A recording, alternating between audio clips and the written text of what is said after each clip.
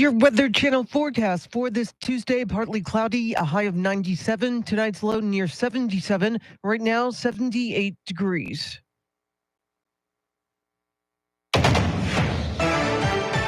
The prosecution has rested its case in former President Trump's New York City hush money trial following a heated day of testimony. Fox's Kristen Goodwin has more on Decision 2024. Former President Trump's legal team asking the judge to dismiss the charges against him late Monday after prosecutors wrapped up their presentation of evidence. This after the prosecution's key witness, once lawyer to the former president, Michael Cohen, admitted to stealing tens of thousands of dollars from the Trump organization. And after the judge cleared the courtroom, scolding witness, former Cohen advisor Robert Costello, for rolling his eyes and making comments under his breath. The former president, who has pled not guilty to falsifying business records, calling the judge a tyrant and a disaster after court Monday. Closing arguments in the case could begin in about a week. Kristen Goodwin, Fox News. Meantime, Trump is reportedly considering Texas Attorney General Ken Paxton for the position of U.S. Attorney General. Trump made the comment over the weekend during the annual convention of the National Rifle Association in Dallas.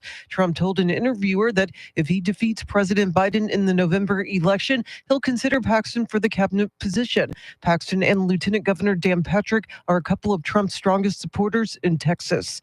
Well, President Biden says the U.S. rejects arrest warrant requests by the International Criminal Court. Here's Fox's Jared Halpern. The president says he rejects an International Criminal Court prosecutor's request for arrest warrants for Israeli Prime Minister Benjamin Netanyahu. Whatever these warrants may imply, there is no equivalence between Israel and Hamas. At a reception for Jewish American Heritage Month, President Biden says Israel is taking steps to reduce civilian casualties. But let me be clear. Contrary to allegations against Israel made by the International Court of Justice, what's happening is not genocide. We reject that. Speaking to the parents of an Israeli American still held hostage by Hamas, the president says he will not rest until their loved one is home. At the White House, Jared Halpern, Fox News. Well, it's hot in and around Houston, and that's compounding the misery for those who still don't have power following last week's powerful storms. Michelle Hunley with CenterPoint Energy says crews from as far away as Indiana are part of the team on the ground working to bring customers back online. She says they're working to have all power restored by tomorrow night. We are certainly doing everything we can to have power on as quickly and as safely as possible for our customers. At least 8 people have died from the storm. Officials say the latest victim appears to have died from carbon monoxide poisoning after activating a generator. Well, President Biden says the U.S. is rejecting arrest warrants requests by the International Criminal Court, as reported by Fox's Jared Halpern. And locally, 2 teens are hospitalized after a drive-by shooting near downtown last night. San Antonio police say 5 teens in a vehicle were playing with toy guns that shoot water beads when somebody in another car drove up and shot at them. The teens drove away and flagged down an SAPD officer on East Commerce Street at North Swiss Street. 2 teens were hospitalized in critical condition with possibly life-threatening wounds to the upper torso. So far, nothing is known about the suspect. Well, Senator Ted Cruz is wading into a growing battle over in vitro fertilization. The Texas Republican filed a bill this week protecting IVF, meaning no state could ban it. As a matter of law, this should be a choice that is available for parents because it is profoundly pro-family. It's in response to a ruling from the Alabama Supreme Court, which ruled that embryos are protected human life. There's also a case in Texas involving a divorced couple. The woman is seeking custody of the couple's frozen embryos, claiming the case should fall under child custody laws and not property rights. I'm Beth Myers, News Radio 1200 WOAI. Spurs rookie star Victor Wembanyama is a member of the NBA All-Rookie First Team. The league announced his unanimous selection yesterday. Wembanyama is the 12th player in the history of the Spurs to be named All-Rookie. He's the first since Kawhi Leonard in 2011-2012 to make the first team. Wembanyama is this year's NBA Rookie of the Year after leading all rookies this season in scoring, rebounds, and blocks per game. Well, a new study is shining light on the lethality of COVID. There has long been a suggestion that the coronavirus is no dangerous than the flu. The numbers suggest otherwise. New data from the VA health system shows that COVID remains much more deadly, which Baylor infectious disease expert Dr. Peter Hotez says is not surprising. Flu is still a serious illness. but COVID-19 is even worse. Remember, 1.2 million Americans died from COVID during our pandemic. This study, published in the Journal of the American Medical Association, looked at people who caught either the flu or the coronavirus this fall. The death rate from those hospitalized for COVID was 35% higher. Michael Board, News Radio 1200 WOAR. It is 5:06, news at the top and bottom of every hour, along with breaking news as it happens. I'm Charity McCurdy. Traffic and weather coming up.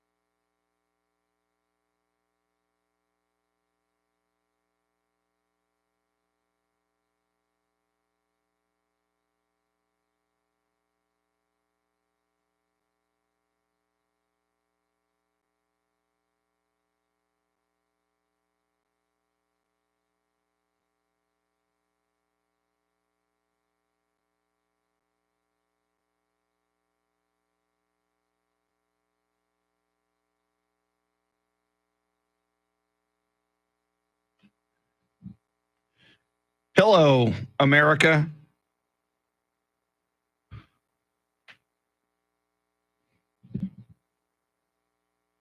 Tim, welcome. Tim, Sam. Tracy Bogert in here, the chairman of the Bexar County MAGA Republicans and COVID-19 deniers. Welcome in. Woo!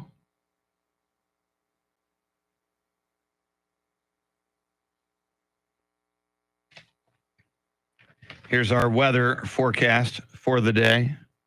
Very exciting. Woo! Current temps. 78 here, 75 in Kerrville. What is New Braunfels? I got to find New Braunfels. 77 in New Braunfels. Yeah, Charity wore green. I wore green. We coordinated this morning before the show. Woohoo! Almost ready. Sam Tobias, Echo 5 Hotel, Travis, Tim. Tracy Bogert's in there somewhere, wearing his MAGA hat this morning. And perhaps his Marjorie Taylor Greene t-shirt. He's a big fan.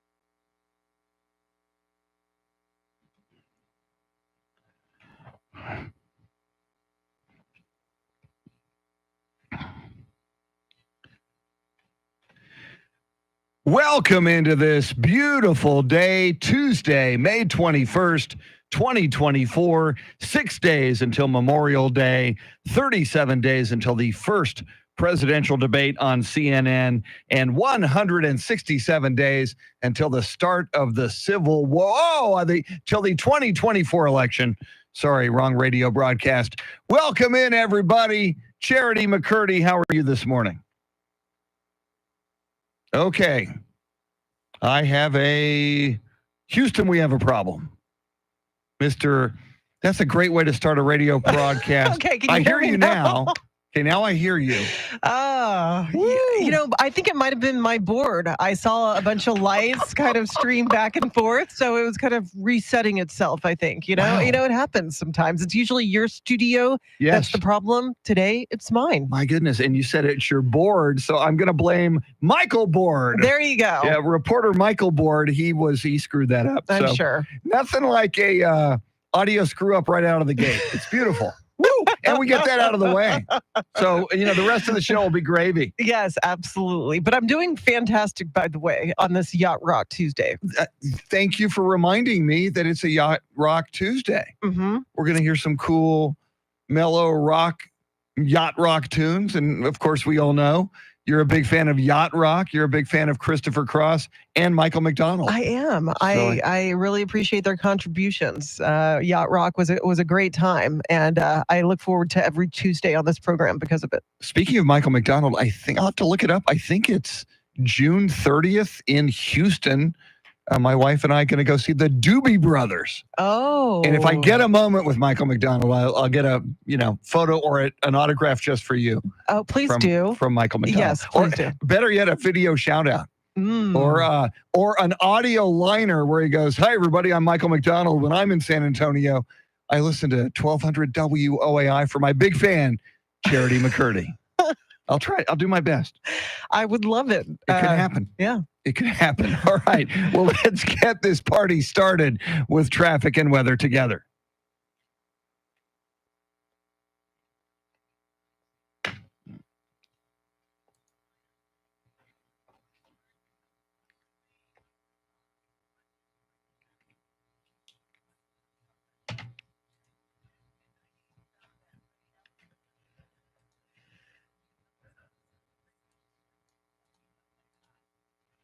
Your Weather Channel forecast, mostly cloudy this morning, partly cloudy this afternoon. High upper and 97. Similar tomorrow, morning cloud, sunny afternoon, high 96. Thursday, partly cloudy with a high of 96. Right now, 75 in Kerrville, 77 at Charlie Parker's sprawling ranch-style house, and right now, 78 at News Radio 1200 WOAI. Speaking of Charlie Parker, he will join us at 6:48 for Those Were the Days. And then he says he's coming into the studio around 7 o'clock this morning. So Mr. T on vacation, Charlie Parker in less than 2 hours, Charity McCurdy and me. And EJ is back. EJ Pacheco flying the Millennium Falcon along with Andrew Zimmel. And by the way, Charity, Andrew Zimmel, as soon as I couldn't hear your first few words of the broadcast, he came flying in here. So he can get out of the chair and out of his control room and into this studio. Now we know in 3.2 seconds. Impressive. It was a test. Yes. Yeah.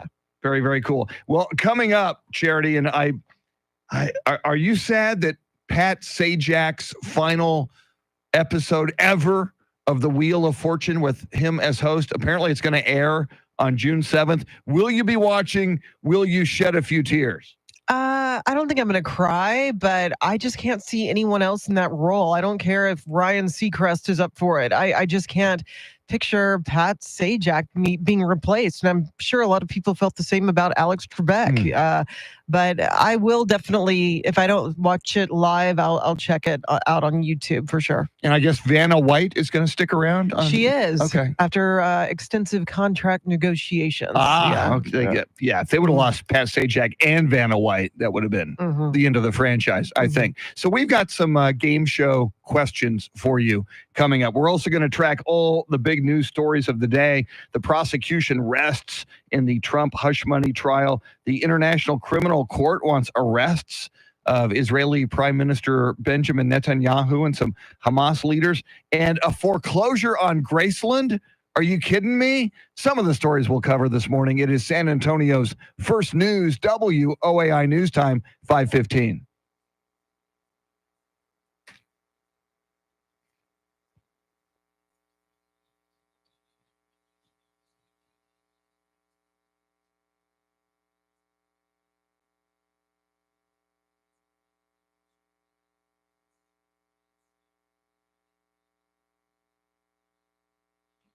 Good morning, everybody. Mike Taylor, Puto Durham Bulls. I don't get the Durham Bulls reference, but I did see the movie. Bull Durham, excellent movie. I'm a big Kevin Costner fan. Field of Dreams is my favorite movie ever. So even if it's Waterworld, I will give Kevin Costner a shot.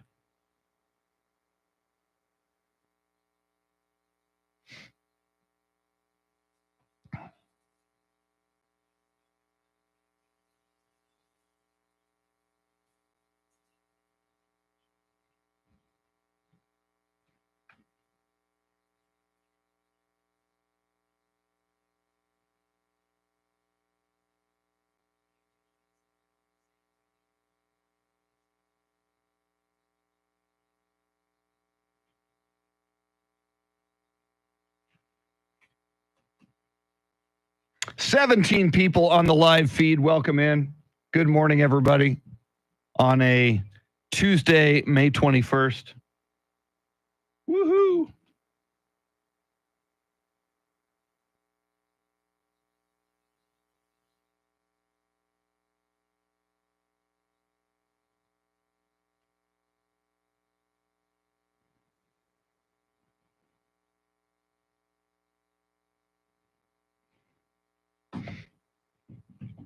So do we have, I think we do,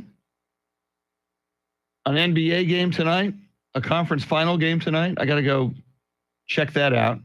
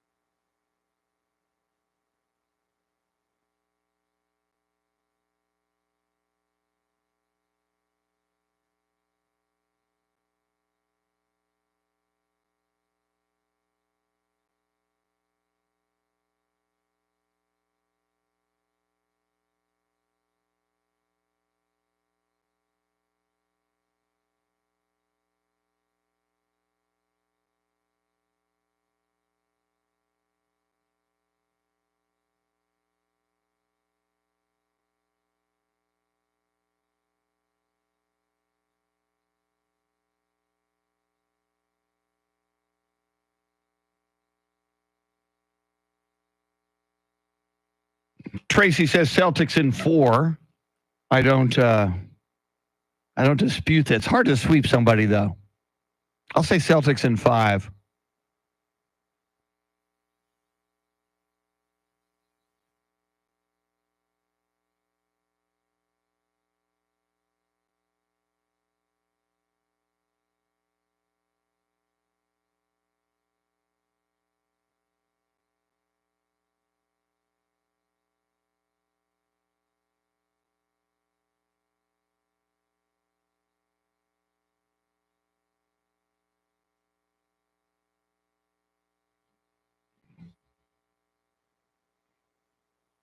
Just ahead of headlines, traffic, and weather together. And then we've got some game show questions for you as we anticipate the final ever Wheel of Fortune episode. Easy for me to say, with Pat Sajak as the host. The final episode supposed to air on June 7th. But first, Charity McCurdy, what stories are you tracking?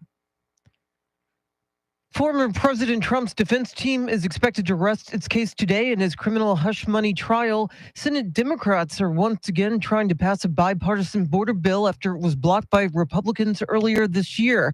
And 2 teens are facing life-threatening injuries after a drive-by shooting near downtown. We'll have the very latest coming up. Right now, traffic and weather together.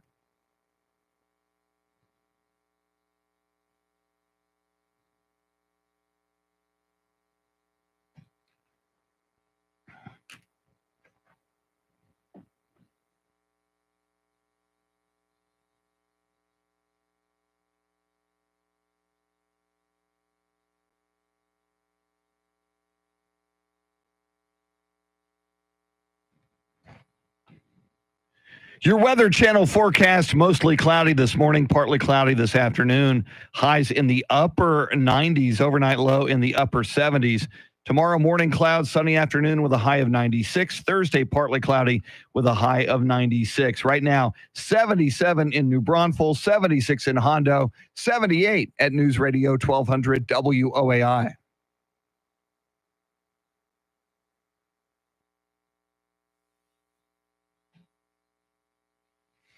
There's some yacht rock music for you. You make my dreams come true on a Yacht Rock Tuesday. Hall & Oates, Daryl Hall and John Oates, who are apparently suing each other now, not getting along. I hate to see that, Charity. Yeah, it always comes down to money. Wasn't Oates like trying to sell half of their catalog or something? Yeah. Yeah. And I mean, God bless John Oates, but I like him, and as a duo they were great. But you look at Daryl Hall and his talent. And I saw, gosh, it was like 1982. I saw Hall & Oates at the Greek Theater in Los Angeles, and Daryl Hall did everything. He played guitar, he played keyboards, he played a couple of other instruments. I mean, I think John Oates was a little bit of a freeloader out of that duo. I could be wrong. Yeah, it kind of sounded like that, but who knows? They might release a documentary in the future enlightening us and letting us know that apparently, Oates played a bigger role in it. I mean, that's what we found out about Andrew Ridgeley, right? Yes. Of Wham! I mean, so, yeah. Yes. That Wham documentary was outstanding. It really was. So I'm open to being corrected on that one. Mm-hmm. All right, Charity, we've been talking about it. The final episode of Wheel of Fortune that'll be hosted by Pat Sajak. It's already in the can. It has been shot, but it hasn't aired yet, and we're hearing it will air on June 7th. So we got a question or two for the people on the Talkback feature. What might that be? We just want to know, who is your favorite all-time game show host and why? And we just want you to use the Talkback on the iHeartRadio app. 30 seconds. Just search 1200 WOAI and let us know, because, I mean, there's some good ones. It's going to be hard to whittle them down to just one, best ever game show host, but we'll try. Okay, now, Charity, I have one for me. Okay. And, of course, I'm not normal, and this man and this show was not normal, but I'm going to first ask you, even if there's multiple, who would be among your favorite game show hosts ever? I go back to my childhood, and it's got to be Chuck Woolery, Love Connection. Yes. Because I thought he was an attractive man. Ooh. And I loved seeing him crack up. And Yeah. it was just, he had the best reactions when people were recapping their dates that either went really well or horribly wrong. Yeah, Chuck Woolery is high on the list, and that's a good talk show host name. Chuck Woolery. Yeah. I think now this isn't my favorite talk show host, or excuse me, game show host. I keep getting it wrong. Game show host. But I think the greatest game show host name ever, Wink Martindale. That's a game show host. When his parents had Wink, when Mr. and Mrs. Martindale had a baby, and they said, let's name him Wink. Wink Martindale. I think that young boy was destined to be a game show host. My favorite game show and game show host ever, the show before your time, Charity, it was big when I was in high school. The Gong Show, hosted by Chuck Barris. Okay. He was a madman. and that show, they had the unknown comic, Gene, the dancing machine. And it was so good. People would come out with horrible skills, and then you would gong them, which was hilarious. A great way to publicly humiliate people. So we both like Chucks. Yes. You go Chuck Woolery, I go Chuck Barris. And another Chuck, although better known as Charlie Parker, will be joining us later this morning. I want to know Chuck Parker's favorite game show host. I dare you to call him Chuck and see how he responds. You dare me? I'm going to call him Chuck. You dare me? Now I have to. Now it's official. And and you can throw in as well your favorite game show host, your favorite game show, or you could flip it and tell us a game show host or a game show you couldn't stand. Any way you want to do it, on the free iHeartRadio app, search 1200 WOAI, press that microphone button, and we will play your favorite game show host. And I wonder if anybody's going to say Pat Sajak. I mean, Pat Sajak, he's an institution, but not exactly, I don't know if he's be anybody's favorites. Hasn't he been criticized lately for his treatment of some of the contestants? I guess he gets a little snippy with them, and it creates, I guess. Bob Barker's got to be up there. Bob Barker was a legend. Oh, yes. Spay and neuter. Yeah. Yeah. All right. Lots more coming up, and we'll dive into the big stories as well. In fact, Charity has all the big stories for you coming right up at the bottom of the hour.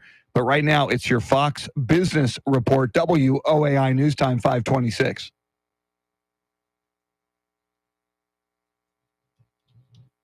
Woo! Woo! All right.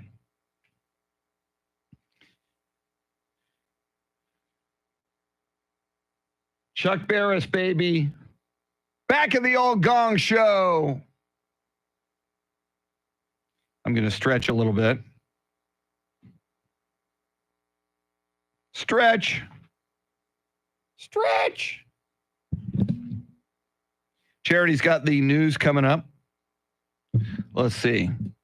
Tracy Bogert says Celtics in 4, and I'm not a Celtics fan. Rooting for the Timberwolves. Yes, I am. Sam Tobias, Celtics in 6. Indiana steals a game in Boston. I would like that.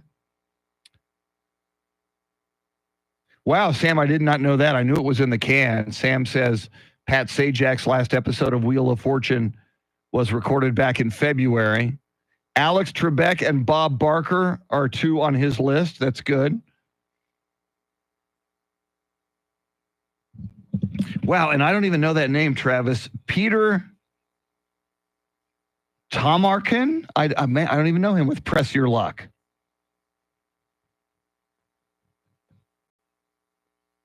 Thank you, Robert. I appreciate that. It's very kind of you. Thank you. Yeah, I was at the, most of you know, my mom passed away last Thursday night. And so yesterday was the big funeral home. Had to meet with a funeral director and go through all the particulars. And we got a lot of moving parts from the church to the priest. We've got a relative, my mom's grandnephew is a priest in Spokane, Washington. She wants him to perform the funeral mass, which I think is very, very cool. It's good to have a relative do it, but it's not that easy. There's some church politics apparently at play, so that's causing some. We will solve the issue, but that's causing some interesting speed bumps. So there's that. You got to get Fort Sam. She's going to be buried with my dad. So you got to coordinate that and then all kinds of other stuff. So that's what a lot of yesterday's meeting was about. All right. Charity has the news coming up. And then, yeah, we got to figure out, we'll go, I got to tell Charity and Andrew and EJ what we're talking about.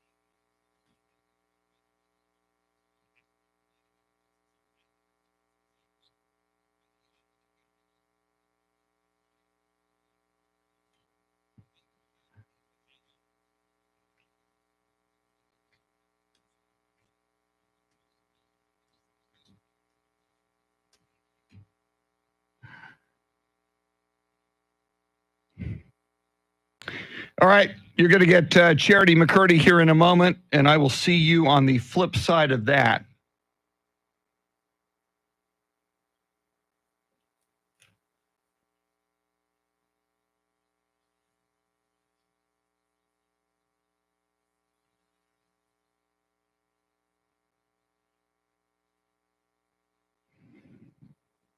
Yep, Sam, you have been around for the Ticket 760s and the WOAI live streams. Yeah, I got a bad feeling about the Cowboys, Robert. I'm going 8-9. They lost a lot of starters. They are counting on young players, and good luck with that, Jerry Jones.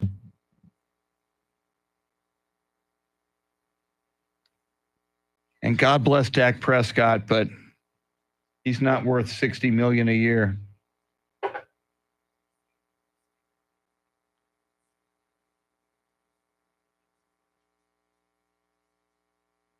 Okay. Cool.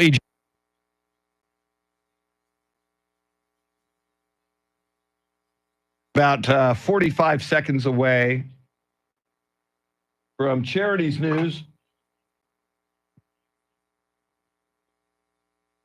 Yeah, I know what Dak Prescott is. I would like to see the Cowboys move on. Dak Prescott will never win 2 consecutive playoff games for you, much less a Super Bowl where you got to win 3 or 4, depending on your seeding or wild card. All right, I'm going to back off a little bit. Here comes Charity, and we will talk to you on the other side. Thanks for hanging out with us. We appreciate it.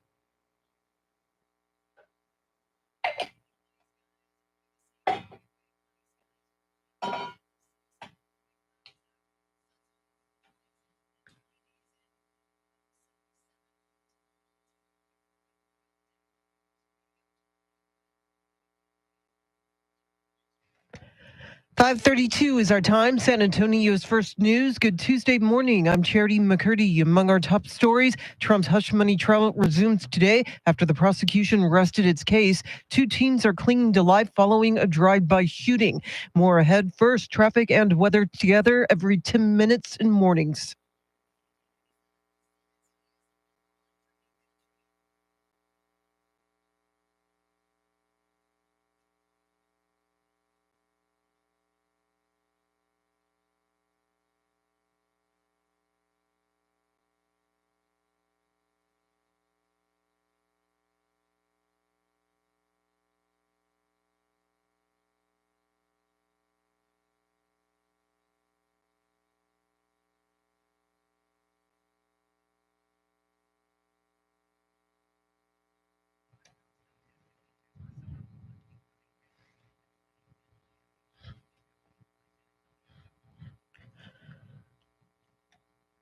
Your Weather Channel forecast for this Tuesday, partly cloudy, a high in the upper 90s. Tonight's low near 77. Right now, 77 degrees.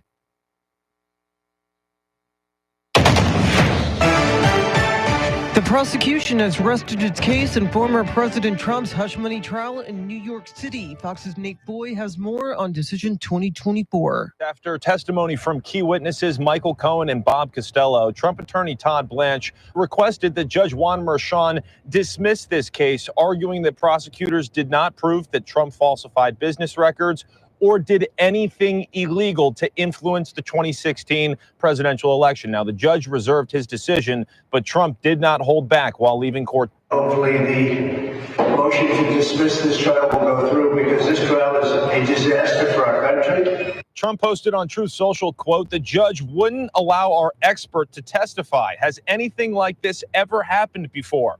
Election interference." Former legal advisor to Michael Cohen, Robert Costello, testified that Cohen had said numerous times that the former president knew nothing of the hush money payments to Stormy Daniels. International Criminal Court prosecutor Karim Khan has filed applications for arrest warrants against Israeli Prime Minister Benjamin Netanyahu, Israeli Defense Minister Yoav Gallant, and Hamas leaders. Here's Fox's Jeff Paul. At the moment, none face any sort of imminent arrest. And even if the warrants were approved, the ICC doesn't really have the power to enforce them, making the announcement more of a symbolic one. Now, Karim Khan says when it comes to Israel, while they do have the right to defend its population, it does not absolve them of complying with international humanitarian law. He added Israel's accused actions were part of a widespread and systematic attack against the Palestinian civilian population. Khan is accusing Israel of depriving civilians in Gaza of basic necessities of survival, such as food, water, and medicine. Israel's prime minister says the pursuit of a warrant against him is what the new anti-Semitism looks like. Stifling temperatures are compounding the power problems in storm-ravaged portions of Houston. Hundreds upon hundreds are attempting to clean up from last week's violent storms without air conditioning, as power companies in the Houston area are scrambling to restore service. Michelle Hunley with CenterPoint Energy says crews from as far away as Indiana are part of the team on the ground working to bring customers back online, but it's literally a heavy lift. Buried under multiple downed trees, large tree limbs, heavy debris and fences, as well as entire large trees down on the roads, properties, and on top of CenterPoint wires. She says they're working to get everyone online by tomorrow night. At least 8 people died from storm-related issues. Well, there are not high hopes for a border bill that's come up for a vote this week. Many Republicans are already saying the immigration legislation is dead on arrival. Senator John Cornyn of Texas feels the only reason it was brought back in the first place is the Democrats are waking up to the fact that the American public doesn't like what they see at the southern border. I don't think anybody's going to be fooled by this fig leaf effort this election eve. This is the same bill that was presented earlier this year as part of a foreign aid package. It was quickly rejected, though, thanks to the lobbying of former President Donald Trump, who claims it codifies catch and release. I'm Rex Oates, News Radio 1200, WOAI. New Braunfels is planning $1 million upgrade to the last public exit from the Comal River. City officials say the idea is to improve safety for city staff and park users and to comply with the Americans with Disabilities Act. Work begins at the end of the summer. It is 5:37. Now with breaking crime news from around the country, here's Nancy Grace.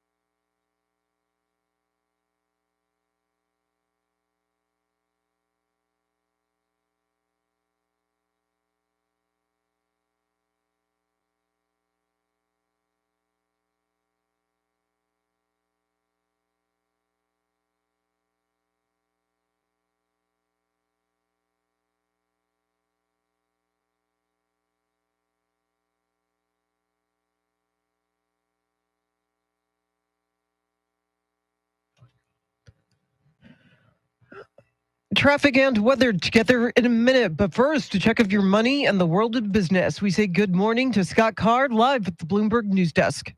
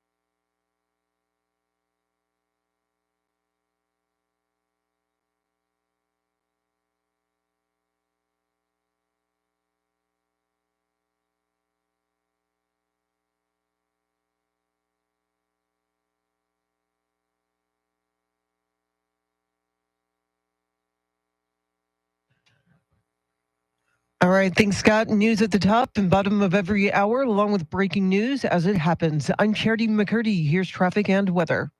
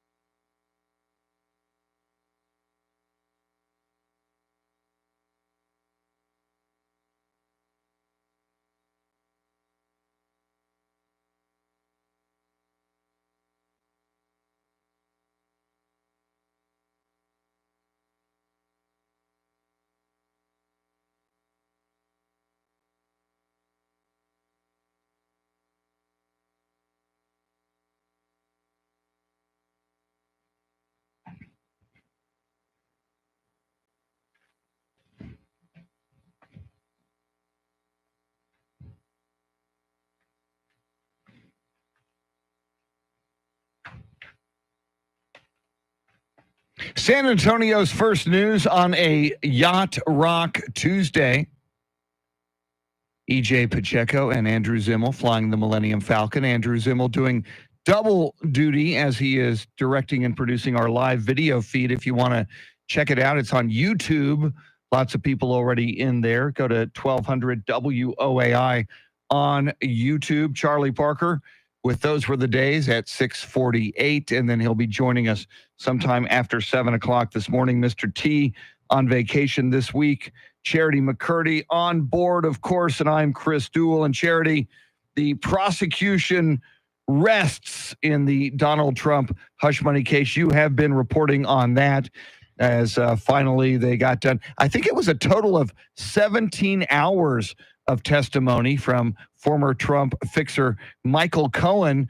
But some of the drama yesterday in that courtroom, Charity, was when the defense called two witnesses, one of whom was lawyer Robert Costello, who, while on the stand, began muttering to himself. The judge would make a ruling and he'd go, geez, and he was just weird. So the judge cleared out the courtroom and said, we're going to have a discussion about decorum with lawyer Robert Costello. Apparently, Robert Costello, a former prosecutor himself, you would think he would know how to behave in a courtroom. Yeah, and that judge is going to demand respect. And apparently, Costello was all red in the face when everyone came back in the courtroom. So I can only imagine the talking to he got from Judge Merchan.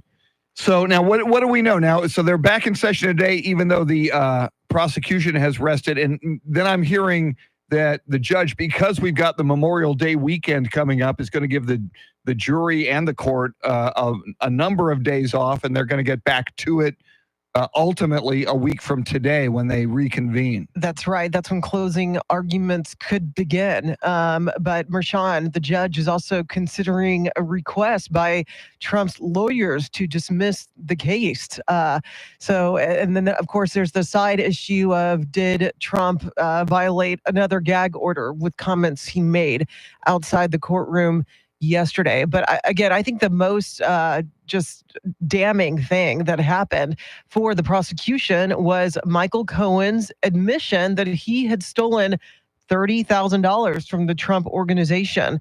Again, it just goes to show that, Cohen can't be trusted, and it further undermines his credibility in this trial. Yeah, there was $50,000 that was earmarked for a tech company that was working on an algorithm for the Trump campaign, and Cohen was supposed to give them the $50,000. He only gave them $20,000. He thought, I think I'll pocket $30,000 for myself. Not so good. Not good at all. Yeah. We'll continue to track that. In fact, a little bit later, we will talk about the case with White House correspondent John Decker. We also have audio of former President Donald Trump after the session in court yesterday. We'll bring that to you when we have our session of Wait Till You Hear This at 7:10. Coming up, we will go back in time with Flashback. We'll try to figure out what year we land in, and Charity will probably figure it out. Flashback coming right up. WOAI News Time, 5:45.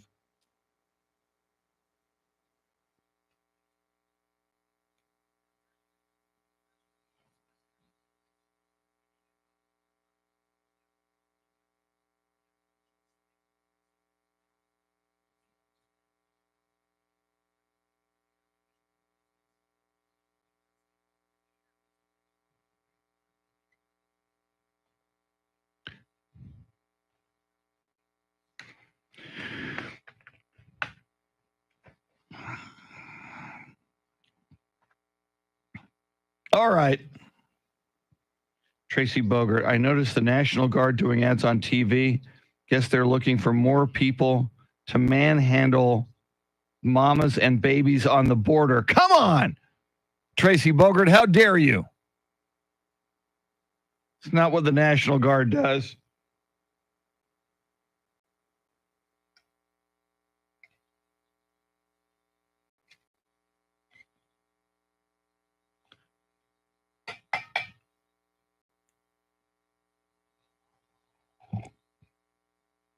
Thank God for coffee. That's all I'm saying. Well, I'm saying other things, but that's one of the things I'm saying. Thank God for coffee.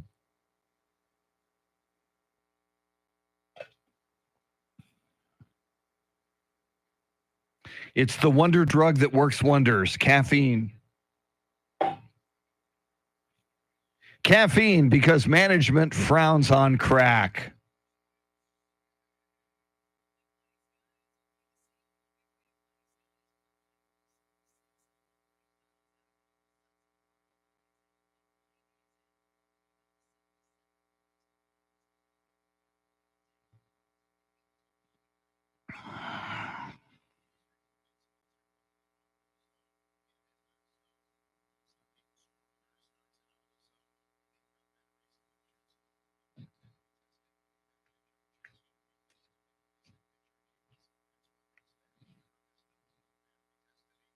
Mountain Dew for Tim. Yeah, I bring in like a huge Strato tanker of coffee, and then this is full when I walk in the door, and then I pour it into that. They have coffee here, but the last time I tasted it, someone who washed out the coffee maker here was a little either overzealous or underzealous because it tasted like soap. I could taste soap as I said, no can do. Homie's going to bring his own coffee. So I bring my own damn coffee now.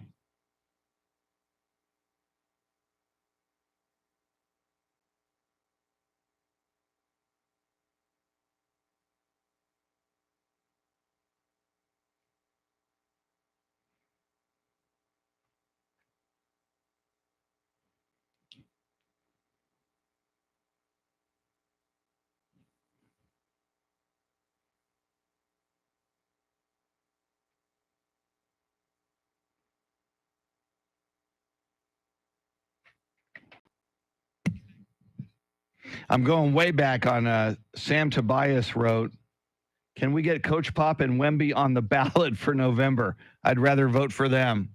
Well, you might run into the Wemby foreign national thing. Thank you. Thank you on the Strato tanker, Tracy Bogert.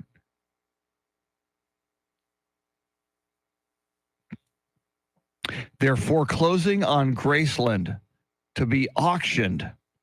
How crazy is that? How un-American is that? We're going to have to talk about that. It's on TV right now, but we've got the story.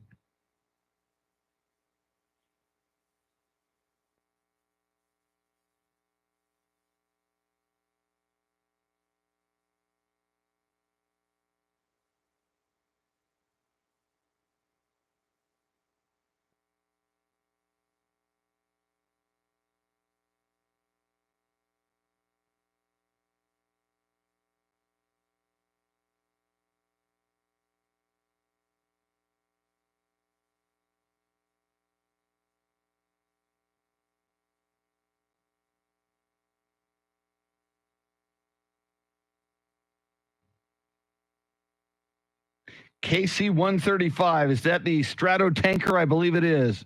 Very good. Echo 5 Hotel.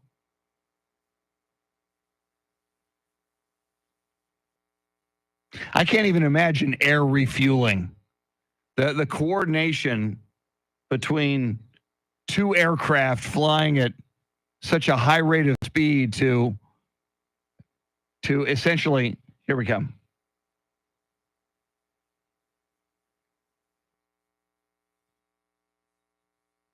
It is time to go back in time, but what year will we land in?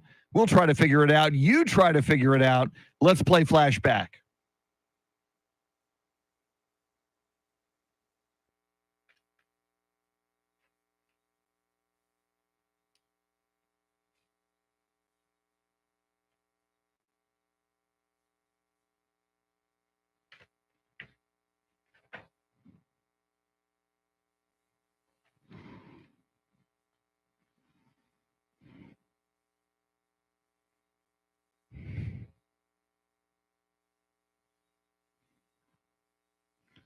Wilbur.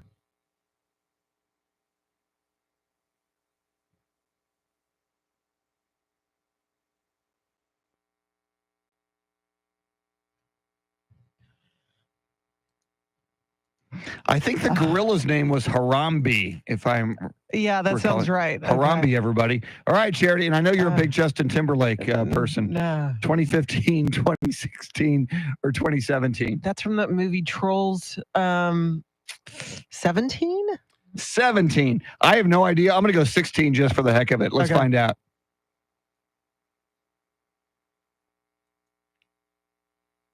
Yes.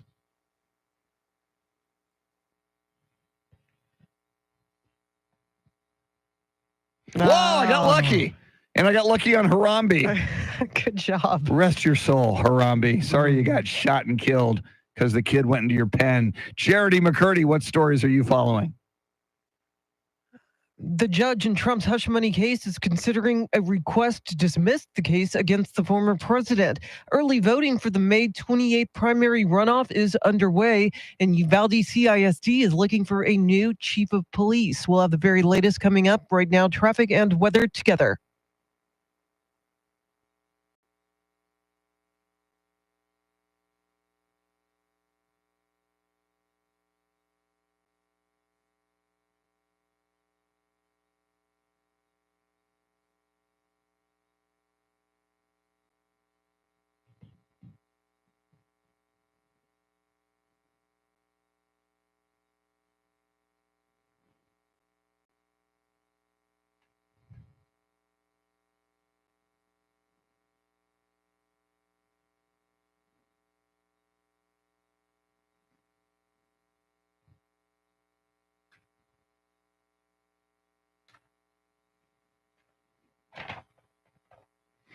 Your Weather Channel forecast, mostly cloudy this morning, partly cloudy this afternoon, high in the mid to upper 90s. Tomorrow, similar, morning clouds, sunny afternoon, high 96. Thursday, partly cloudy with a high of 96. Right now, 77 in China Grove, 77 at the Pearl, 78 at News Radio 1200 WOAI.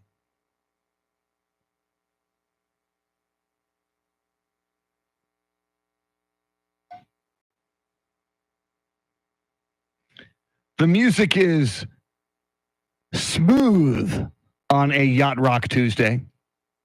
EJ Pacheco and Andrew Zimmel are manning the yacht, flying the Millennium Falcon, sort of. I mean, a yacht named the Millennium Falcon. Why not?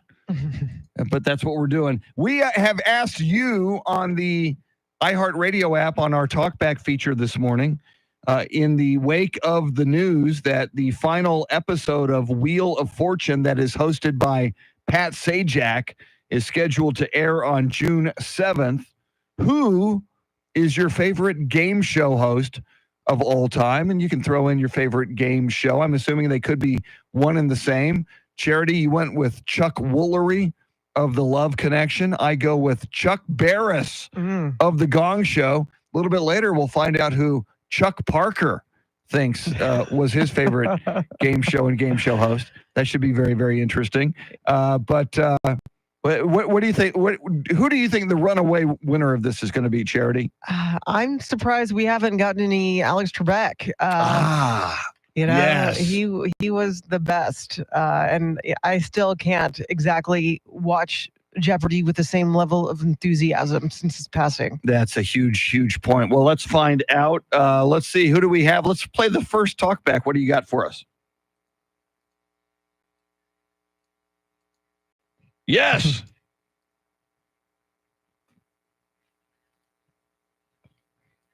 Mm-hmm.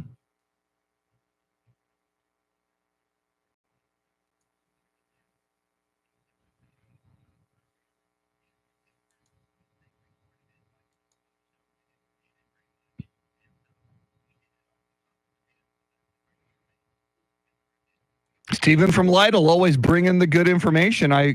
Bob, but he went into his 90s, didn't he, Charity? Bob Barker? He did. He always looked like he was blushing a little bit when women would, demand a hug. It was always fun to see. I'm sure he probably enjoyed it. Oh, yeah. Deep down. Let's do one more. Let's go to Tracy.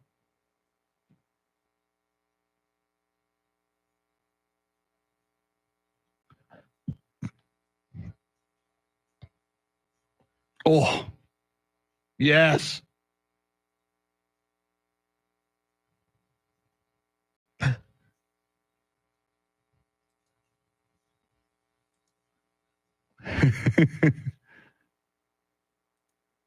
Outstanding. Thank you, Tracy Bogart. My favorite part in Hollywood Squares is up there for me, Charity. The guy right in the middle, Paul Lynde, back when the Hollywood Squares, in the late 60s, early 70s. Paul Lynde was just absolutely hilarious. A lot of sexual innuendo. Yeah. But very, very funny stuff. Good stuff. Yeah, I'm also coming to mind. Remember The Weakest Link? Do you remember that? Anne Robinson, She the was British great. version. Yes. Yes. That's another good one. Keep them coming. We want to hear your favorite game show hosts and your favorite game shows. And Charlie Parker will be along a little later. Got to hear his as well. Charity McCurdy has everything you need to know coming up right here at the top of the hour. And they are foreclosing on Graceland. That is un-American. And as an Elvis fan, it makes me very, very angry. We'll get into that coming up as well. WOAI News Time 558.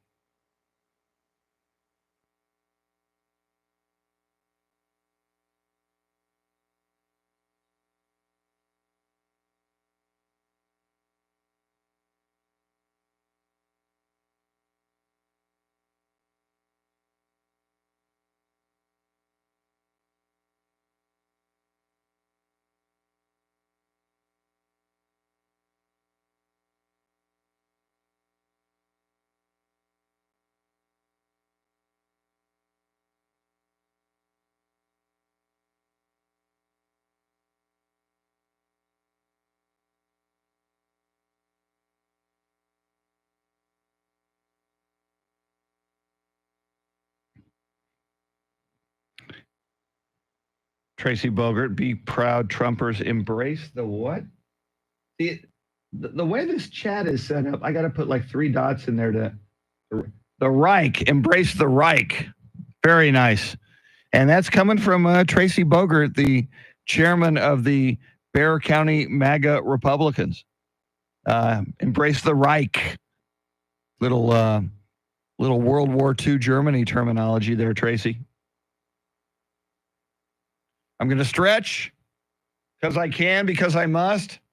So I can't just sit here for 4 hours. You know what I'm talking about? You know what I'm talking about? Charity will have the news coming up.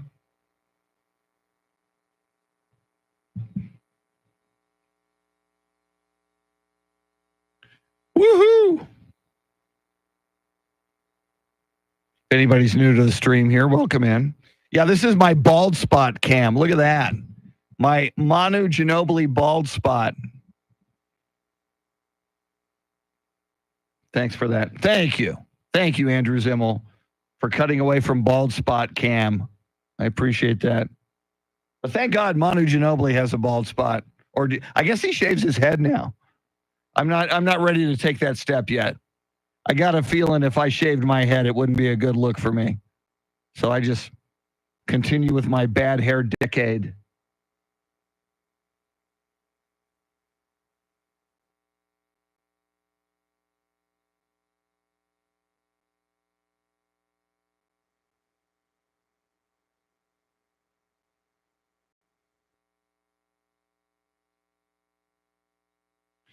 We're going to do the Elvis's granddaughter, Riley Keough, Graceland foreclosure story coming up at 6:10.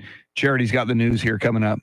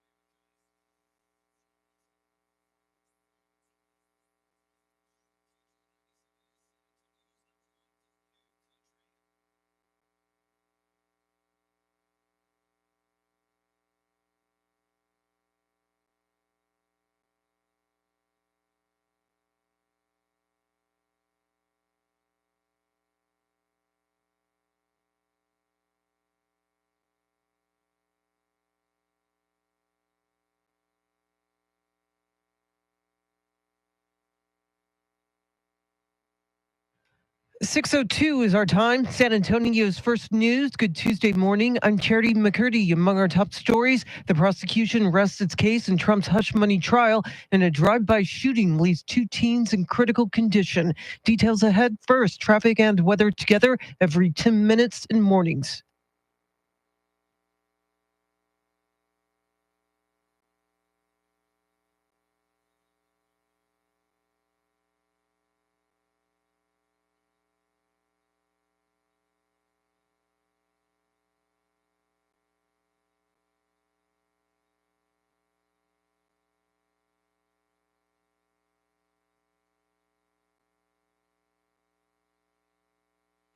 Your Weather Channel forecast, partly cloudy for your Tuesday, high in the upper 90s. Tonight's low in the mid to upper 70s. Right now, 77 degrees. The prosecution has rested its case in former President Trump's hush money trial following a heated day of testimony. Here's Fox's Kristen Goodwin with more on Decision 2024. Former President Trump's legal team asking the judge to dismiss the charges against him late Monday after prosecutors wrapped up their presentation of evidence. This after the prosecution's key witness, once lawyer to the former president, Michael Cohen, admitted to stealing tens of thousands of dollars from the Trump organization. And after the judge cleared the courtroom, scolding witness, former Cohen advisor Robert Costello, for rolling his eyes and making comments under his breath. The former president, who has pled not guilty to falsifying business records, calling the judge a tyrant and a disaster after court Monday. Closing arguments in the case could begin in about a week. Kristen Goodwin, Fox News. Meantime, Trump is considering Texas Attorney General Kim Paxton for the position of U.S. Attorney General. Trump made the comment over the weekend during the annual convention of the NRA in Dallas. Trump told an interviewer that if he defeats President Biden in the November election, he'll consider Paxton for the cabinet position. Well, President Biden says the U.S. rejects arrest warrant requests by the International Criminal Court. The president says he rejects an International Criminal Court prosecutor's request for arrest warrants for Israeli Prime Minister Benjamin Netanyahu. Whatever these warrants may imply, there is no equivalence between Israel and Hamas. At a reception for Jewish American Heritage Month, President Biden says Israel is taking steps to reduce civilian casualties. But let me be clear. Contrary to allegations against Israel made by the International Court of Justice, what's happening is not genocide. We reject that. Speaking to the parents of an Israeli American still held hostage by Hamas, the president says he will not rest until their loved one is home. At the White House, Jared Halpern, Fox News. It's hot in and around Houston, and that's compounding the misery for those who still don't have power following last week's powerful storms. Michelle Hunley with CenterPoint Energy says crews from as far away as Indiana are part of the team on the ground working to bring customers back online. She says they're working to have all power restored by tomorrow night. We are certainly doing everything we can to have power on as quickly and as safely as possible for our customers. At least 8 people have died from the storm. Officials say the latest victim appears to have died from carbon monoxide poisoning after activating a generator. Well, 2 San Antonio teens are fighting for their lives as police search for the suspect in a drive-by shooting last night near downtown. San Antonio police say 5 teens were in a car playing with what's known as an Orbeez gun that shoots plastic water pellets when an unknown suspect drove up to them at Rigsby Avenue near Martin Luther King Drive and shot them with a real gun, wounding 2 of them. The teens drove a few blocks to East Commerce and North Swiss Street and flagged down a San Antonio cop. The 2 teens shot in the torso were taken to Brooke Army Medical Center with possible life-threatening wounds. They were listed in critical condition. No information was available on the suspect, and the investigation continues. Eric Lycum, News Radio 1200 WOAI. It is 6:06. News at the top and bottom of every hour, along with breaking news as it happens. I'm Charity McCurdy. Traffic and weather coming up.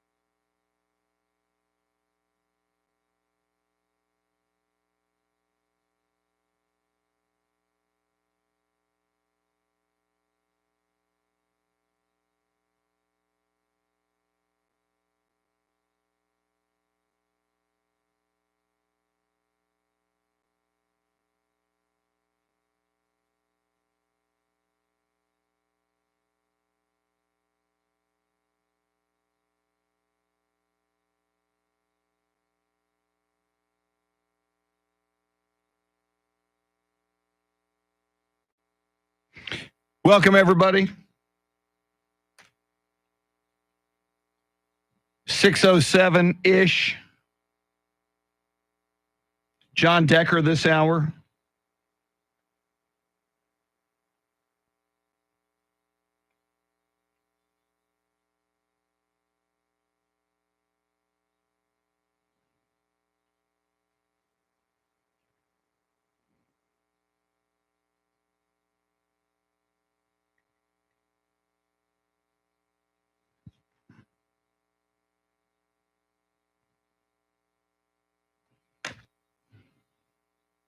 Hey there.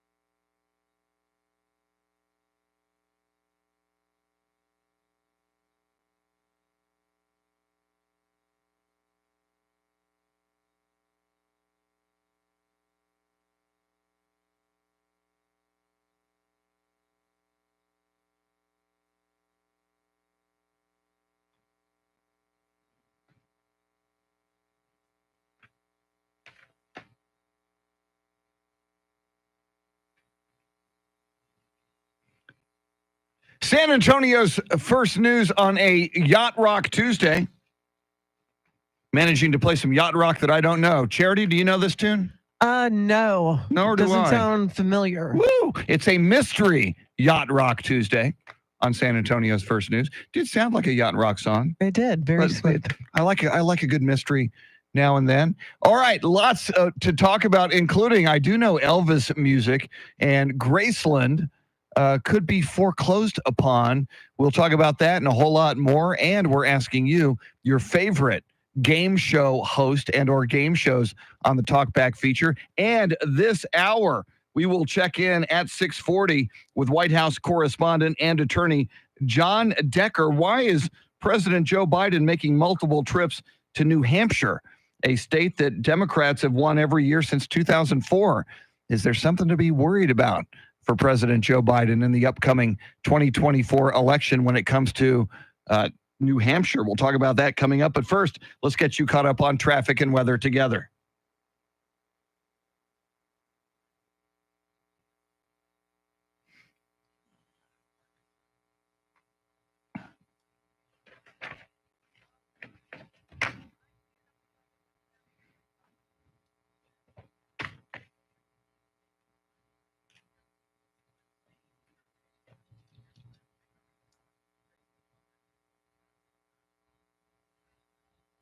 Your Weather Channel forecast: mostly cloudy this morning, partly cloudy this afternoon, high in the mid to upper 90s, overnight low in the upper 70s. Similar tomorrow, morning cloud, sunny afternoon with a high of 96. Thursday, partly cloudy with a high of 96. Right now, 76 in Helotes, 77 at the Snake Farm, and 77 at News Radio 1200 WOAI.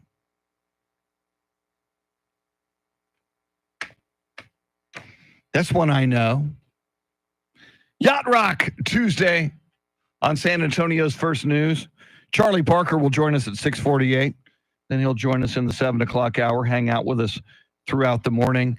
And Charity, from the Say It Isn't So department, there is a story about a foreclosure on Graceland, the sacred home of the king, Elvis Presley.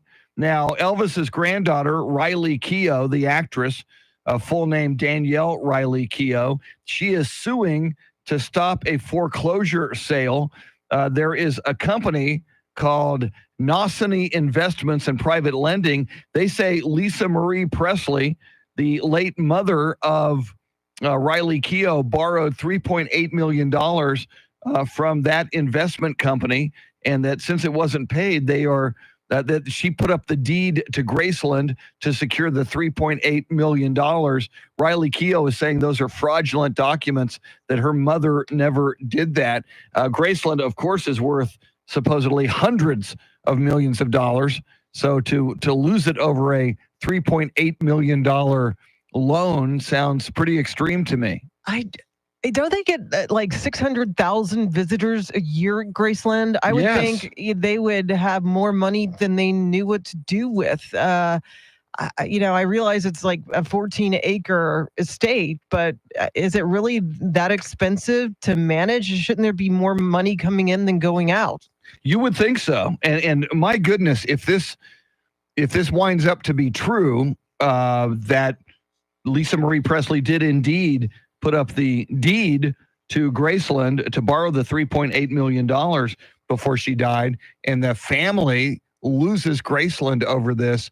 I mean, that's, as an Elvis fan, and I think Elvis is just a piece of American history, a beloved piece of American history. I think that would be a huge shame. I mean, to be auctioned off for cash to the highest bidder, I mean, that is such a shame and disrespect to the king. So I can't see this happening. Hopefully they're able to get this sorted out. I really hope it's not indeed Lisa Marie Presley's signature on that dotted line. Yeah, I am certainly hoping in this case that the granddaughter of Elvis Presley, Riley Keough, is correct in her assertions that this is a fraudulent documents, and that this company is way out of bounds in trying to do this. And if that's the case, how awful is that? If indeed she prevails in court, the granddaughter of Elvis, I hope she then goes after this company and countersues. Oh, yeah, big time. I mean, and I think there'd be people willing to cough up money, some kind of fundraising effort to make sure Graceland stays in the right hands. I would hope so. Yeah, I am on Team Elvis and Team Elvis's granddaughter in this dispute.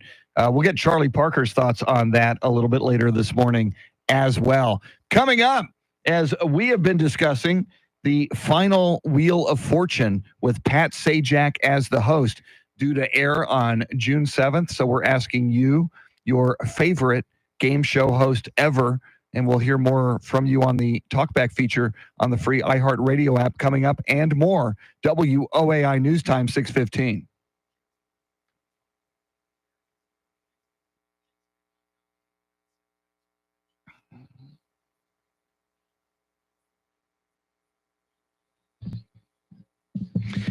Gene Rayburn and the Match Game. Yes. Tommy Miller. I do remember. I was a big fan. That was a fun show. I believe Charles Nelson Riley was on that a lot. Match Game, as was Joanne Worley. They were very, very funny. Jacob C. Hernandez, good morning. Welcome in.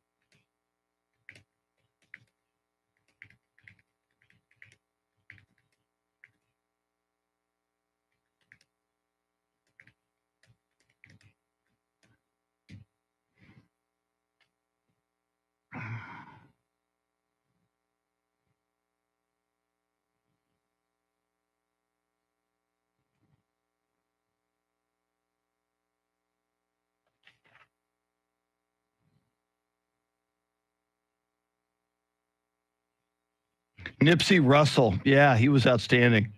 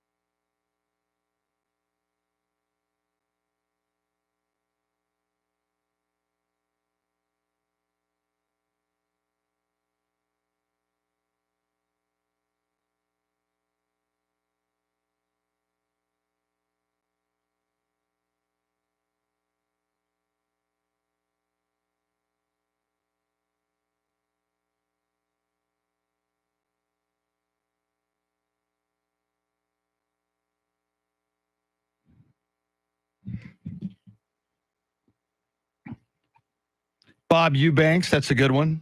Excellent.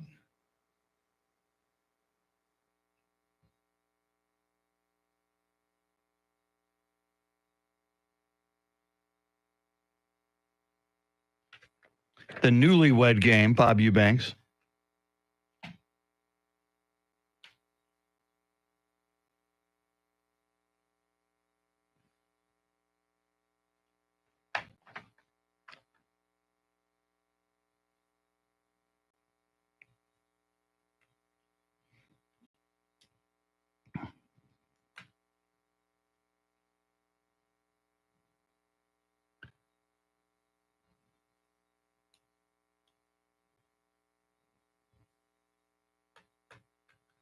San Antonio's first news just ahead of headlines, traffic, and weather together on our live stream on YouTube as we ask you about your favorite game show hosts now that Pat Sajak's going away from Wheel of Fortune.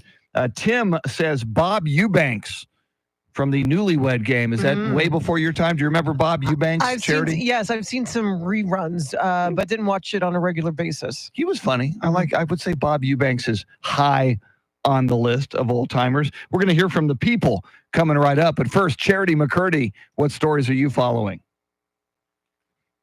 Well, former President Trump's defense team is expected to rest its case today in his criminal hush money trial.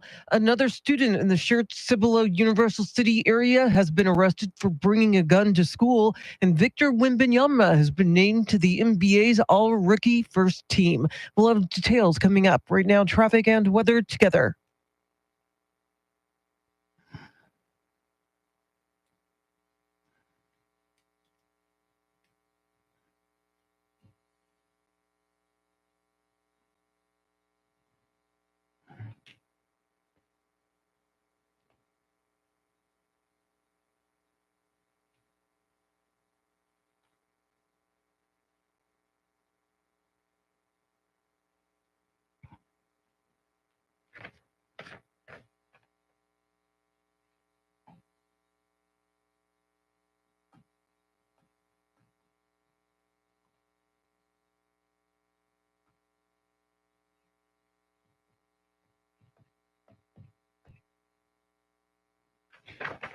Your Weather Channel forecast: mostly cloudy this morning, partly cloudy this afternoon, high in the mid to upper 90s, overnight low in the upper 70s. Similar tomorrow and Thursday, with morning clouds and sunny afternoons, a high around 96. right now, 76 at Randolph Air Force Base, 75 in San Marcos, and 77 at News Radio 1200 WOAI. There you go, Charity McCurdy. Little Michael McDonald on lead vocals for the Doobie Brothers, where he belongs on a Yacht Rock Tuesday. Sounds great. Just makes you feel good. couple of messages on the chat. Part of the fun of our YouTube live stream is there's a chat. You can chat with other viewers or chat with us. Christopher Reed says, I got to be on Wheel of Fortune in the 90s, so Pat Sajak holds a soft spot in my heart. I would think so. Yeah. You got to meet and be a contestant for Pat Sajak. And check this out, Charity. Off topic, but very interesting. Jay Kemp says, watching the live stream in Florida, I have my grand boys, Isaiah, age 8, and the twins, Noah and Elijah, age 6, watching the program right now, training them young to listen to good radio. Oh, how nice. Yeah, hopefully they're entertained on some level. I might need to do hand puppets or something. You know? Yes, we're not above hand puppets on the live video feed. All right, we've been asking you this morning, apparently Pat Sajak's final episode hosting Wheel of Fortune will air on June 7th. So we're asking you your favorite talk show host. I keep saying talk show, Charity. What's wrong with me? I mean, game show. They talk on the game show. They do talk on game shows. Thank you. Thanks for justifying my screw up. I appreciate that. All right. I think this may be Kyle first. Let's listen to one of the people.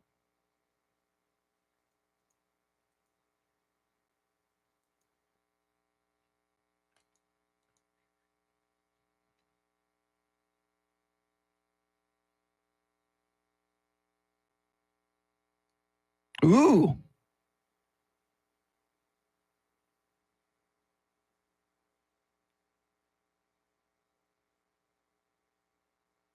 Now, there's somebody who really liked Bob Barker on The Price is Right, but wasn't feeling Drew Carey. Yeah. It just, again, it's hard to replace the original host. I mean, you fall in love with them. They're really the ones that the face you see when you think of the game show. So it's always hard when the original steps down. Let's do one more, and then we'll do more later. Let's go to Stan.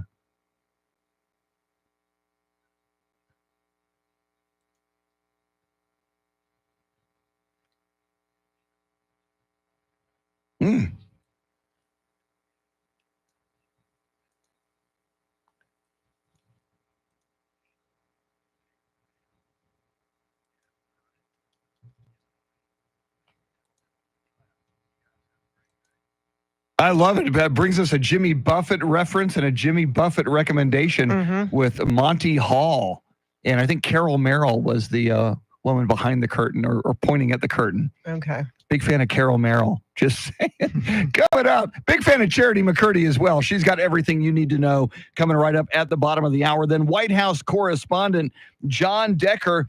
Why is President Biden making multiple trips to New Hampshire, a state that the Democrats should have wrapped up in the 2024 election? We'll get into that and more at 6:40 with John Decker. WOAI News Time 626.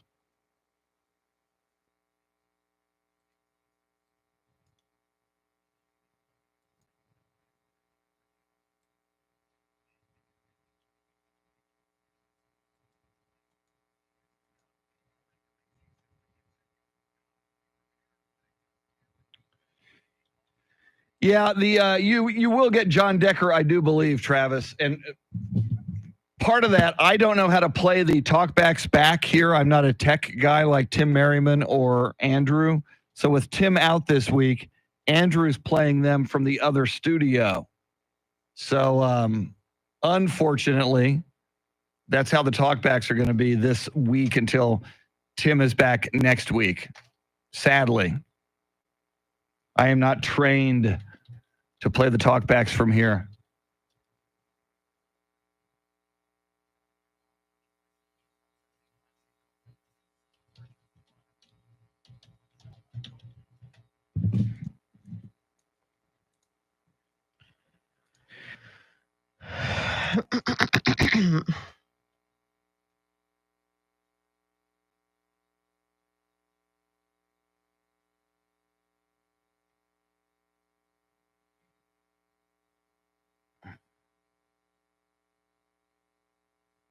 Red button on the left. Thank you, Echo 5 Hotel.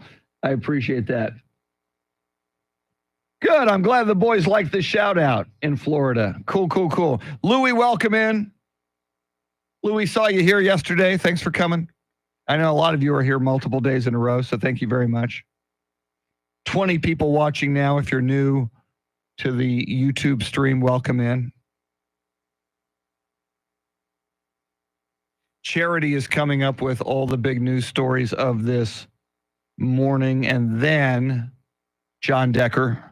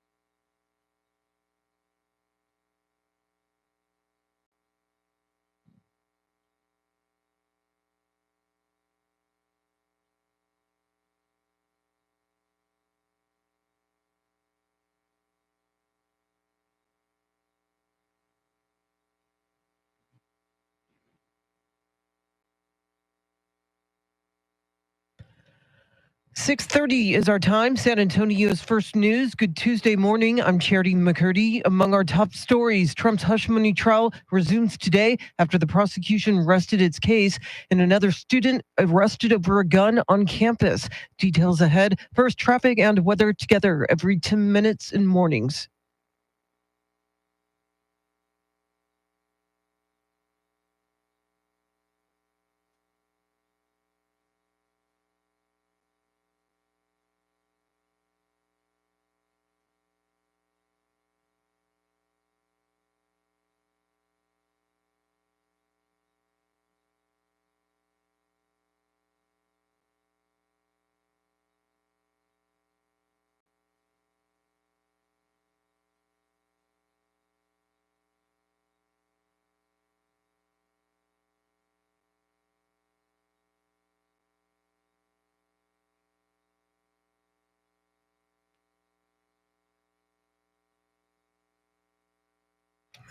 Your Weather Channel forecast for this Tuesday, partly cloudy, a high in the upper 90s. Tonight's low in the mid 70s. Right now, 77 degrees. Well, the prosecution has rested its case in former President Trump's hush money trial in New York City. Fox's Nate Foy has more on Decision 2024. After testimony from key witnesses Michael Cohen and Bob Costello, Trump attorney Todd Blanche requested that Judge Juan Merchan dismiss this case, arguing that prosecutors did not prove that Trump falsified business records or did anything illegal to influence the 2016 presidential election. Now, the judge reserved his decision, but Trump did not hold back while leaving court. Hopefully the motion to dismiss this trial will go through because this trial is a disaster for our country. Trump posted on Truth Social, quote, "The judge wouldn't allow our expert to testify. Has anything like this ever happened before?" election interference. Former legal advisor to Michael Cohen, Robert Costello, testified that Cohen had said numerous times that Trump knew nothing of the hush money payments to Stormy Daniels. While International Criminal Court prosecutor Karim Khan has filed applications for arrest warrants against Israeli Prime Minister Benjamin Netanyahu, Israeli Defense Minister Yoav Gallant, and Hamas leaders. Here's Fox's Jeff Paul. At the moment, none face any sort of imminent arrest. And even if the warrants were approved, the ICC doesn't really have the power to enforce them, making the announcement more of a symbolic one. Now, Karim Khan says when it comes to Israel, while they do have the right to defend its population, it does not absolve them of complying with international humanitarian law.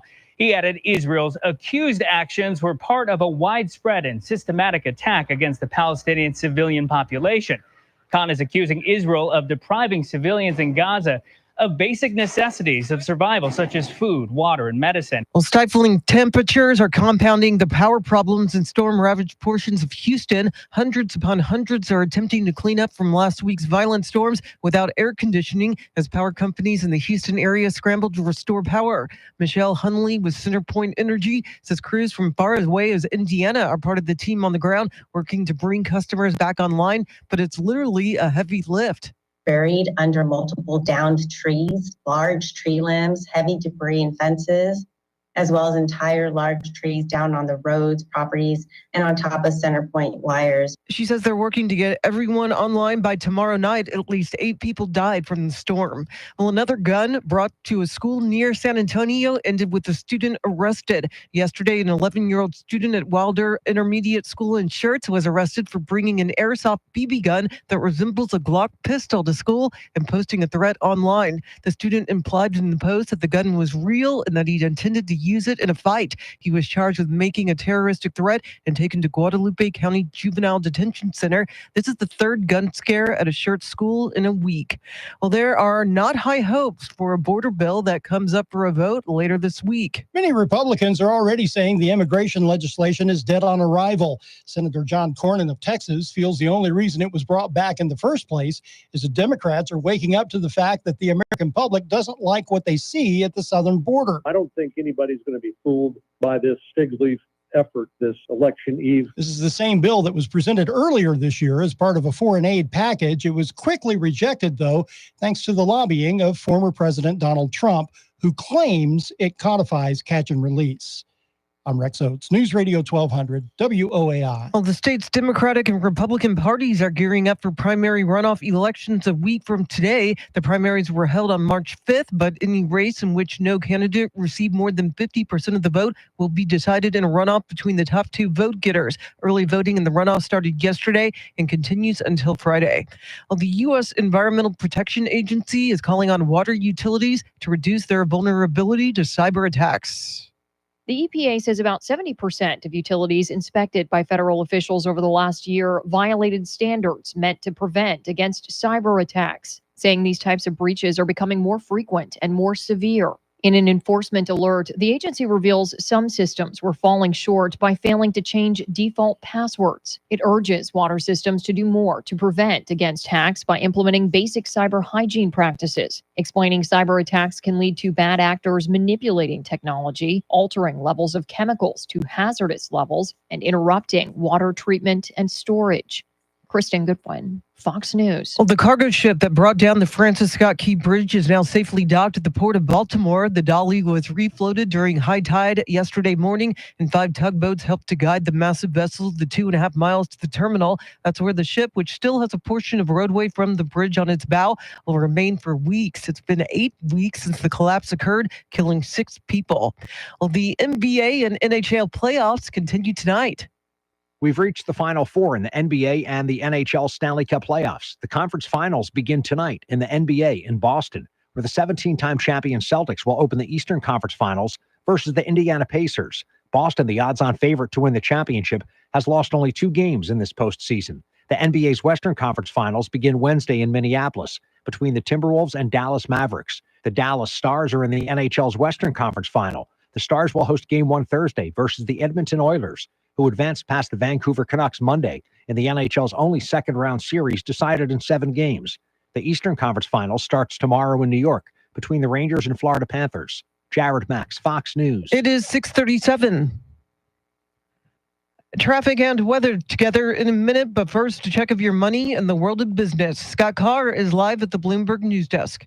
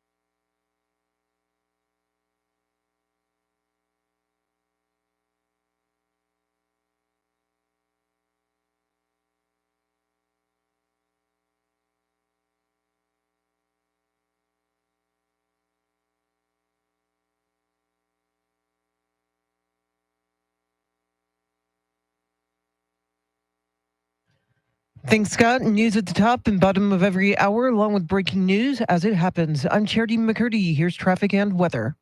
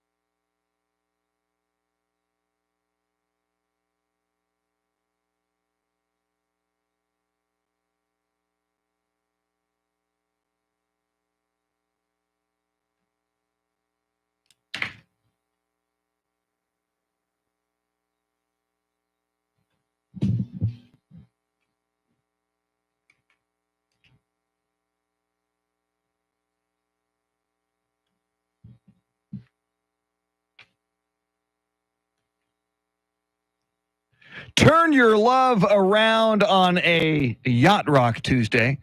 San Antonio's first news. She's Charity McCurdy. I'm Chris Duell. Mr. T, Tim Merriman, has the week off. He will be back next week. Charlie Parker coming up with Those Were the Days, and he will be in studio after 7 o'clock this morning to join us. Lots to talk about with Charlie, but right now, lots to talk about with White House correspondent and attorney John Decker, as we are 167 days out from the November 2024 election. And John, President Biden headed back to New Hampshire, which usually seems like a state Democrats could win. Does he have concerns in New Hampshire?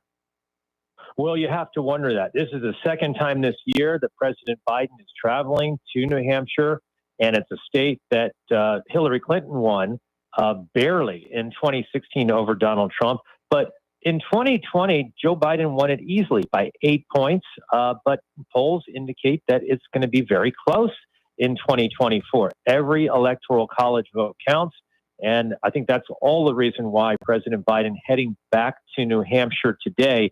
And I am told he will be making further trips to New Hampshire between now and the November election. This is not the last visit that he's making to New Hampshire before November the 5th. He'll conclude the day with a fundraiser in Boston, and President Biden has done an exceptional job as far as fundraising is concerned compared with the Trump campaign. And John, considering it was the president who spearheaded the move to bump New Hampshire from its role as the first in the nation presidential primary state, you wonder if there's still some hard feelings over that.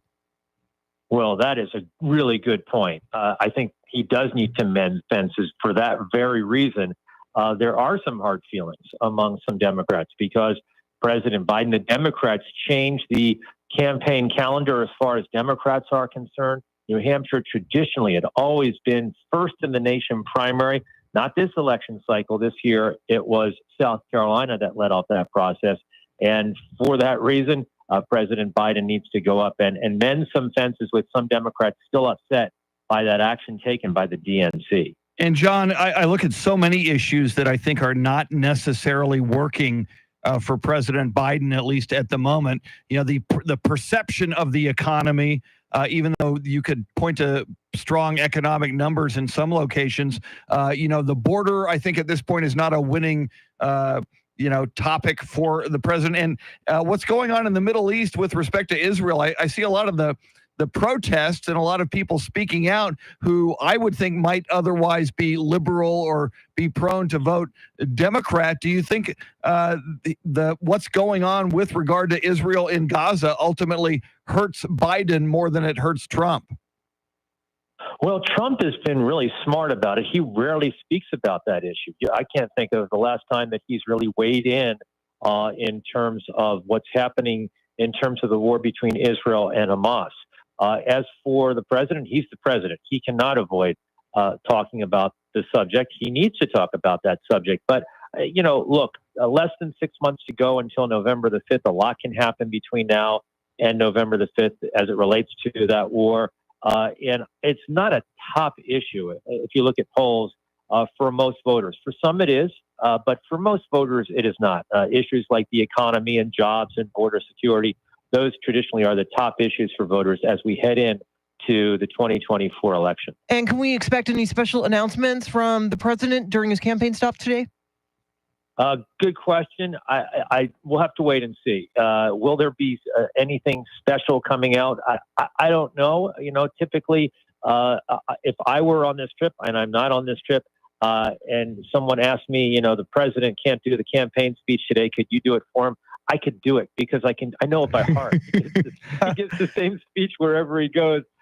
So that will be the case when he travels to New Hampshire a little bit later this morning. In fact, I'll be traveling with the president in the motorcade to Andrews Air Force Base in about a little over an hour from now. He is locked in on all things 2024 election. He is White House correspondent and attorney John Decker. Coming up, Charlie Parker with Those Were the Days, and Charlie Parker in studio coming up as well. WOAI News Time 645.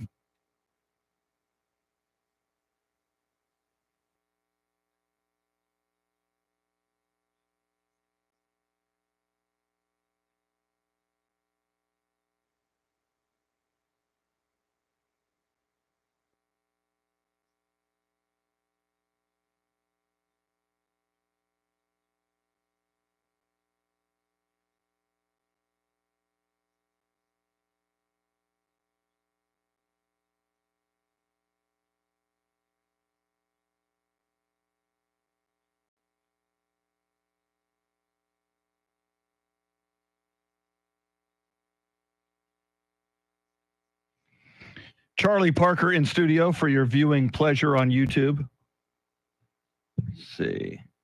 Christopher Reed, a female game show host. Charity brought up, it's a good question. Charity brought up the woman on The Weakest Link. I forgot her name.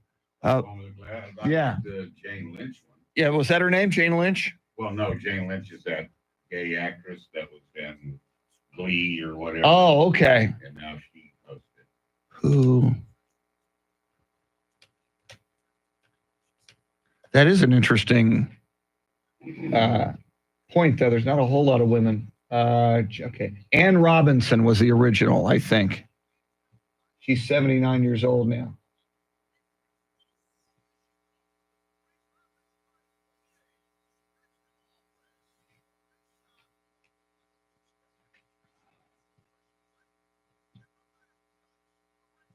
E. Bowden 53, welcome in. Gene Rayburn from Match Game. Yep, somebody brought him up. I used to love Match Game. Yeah, they would always watch it daily. Oh yeah. So are they the reruns from the 70s? Yeah. Cool. Game Show Network. That's true. Wow, that's great.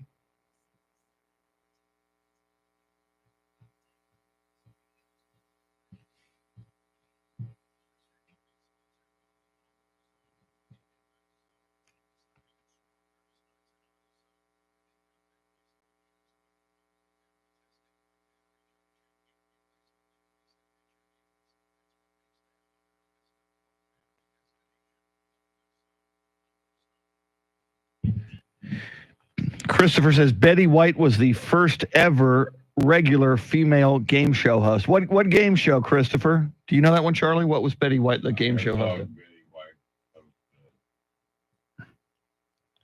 I'll Google it.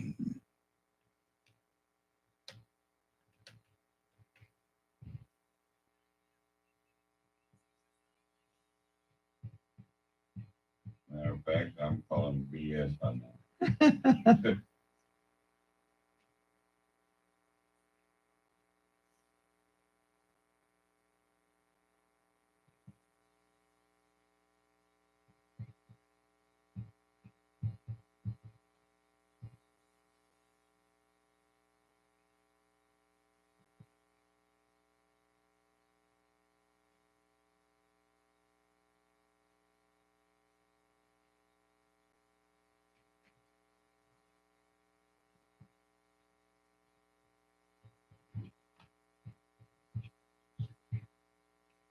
Yeah, Christopher, I just Googled it. It was Just Men. You are correct, which I do not remember at all.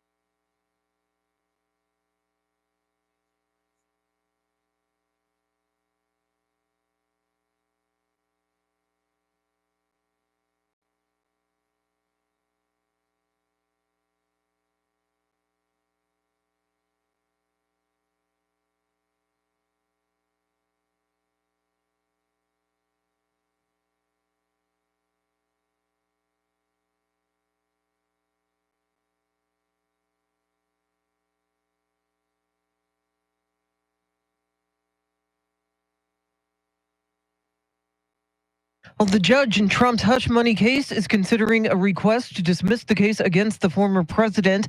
140,000 Houston area residents are now going on day 5 without air conditioning, and 2 teens are hospitalized after a drive-by shooting last night. We'll have the latest coming up right now, traffic and weather together.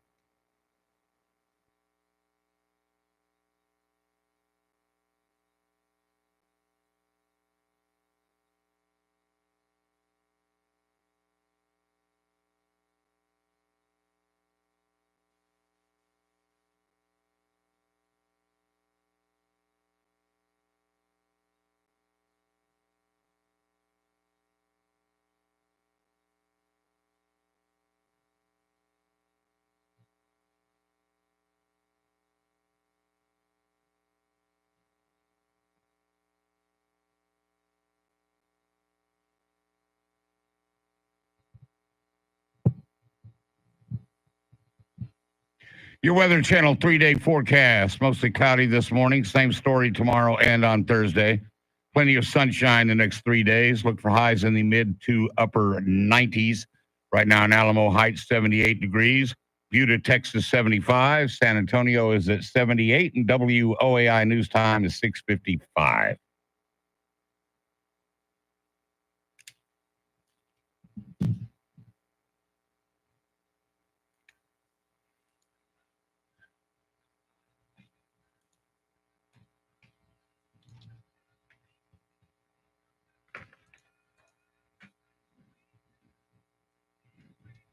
Charity McCurdy's favorite, Christopher Cross, San Antonio's own Christopher Cross, the pride of Alamo Heights High School on a Yacht Rock Tuesday. You just heard him deliver the weather, and you heard him deliver Those Were the Days. He is in studio wearing and you can see him on the live video stream on YouTube, wearing a Jamaica baseball cap and a Bob Marley One Love t-shirt. Gotta love both of those. Charlie Parker, what is going on? Well, if we had waited another 20 seconds there, we could have got some more Michael McDonald. I am seeing the Doobie Brothers June 30th in Houston. Really? Yeah. Is it Michael McDonald and Tom Johnston? I believe so. Oh, I can't go wrong I think there. Michael McDonald's involved. I got to figure out if Tom Johnston's there, but yeah, looking forward to it. Yeah. Doobie Brothers put on a great show. Yes. Or at least they used to. I hadn't seen them in 20 years. But. It's been a while. Now, you are a game show aficionado. You watch the Game Show Network. All the time. All right. So this will be interesting to get your answer to this question. Pat Sajak, his final episode of Wheel of Fortune as host is set to air on June 7th. So we're asking our listeners. Yes. So we're asking our listeners, who's your favorite all-time game show host? Host, not necessarily game. Not necessarily. No, doesn't have to be the same, one and the same. Could be. Well, they actually are. It's Alex Trebek. Or Alex. Yeah, Alex Trebek. Yes. And Jeopardy. Primarily, I think because I know, having read his book, I know how difficult it is, the preparation of doing that show every day. Now, I'm sure there are times that they edit for, broadcast purposes, but it wasn't very often that you would never see it during a broadcast. Alex Trebek mispronounced something or have to reread something.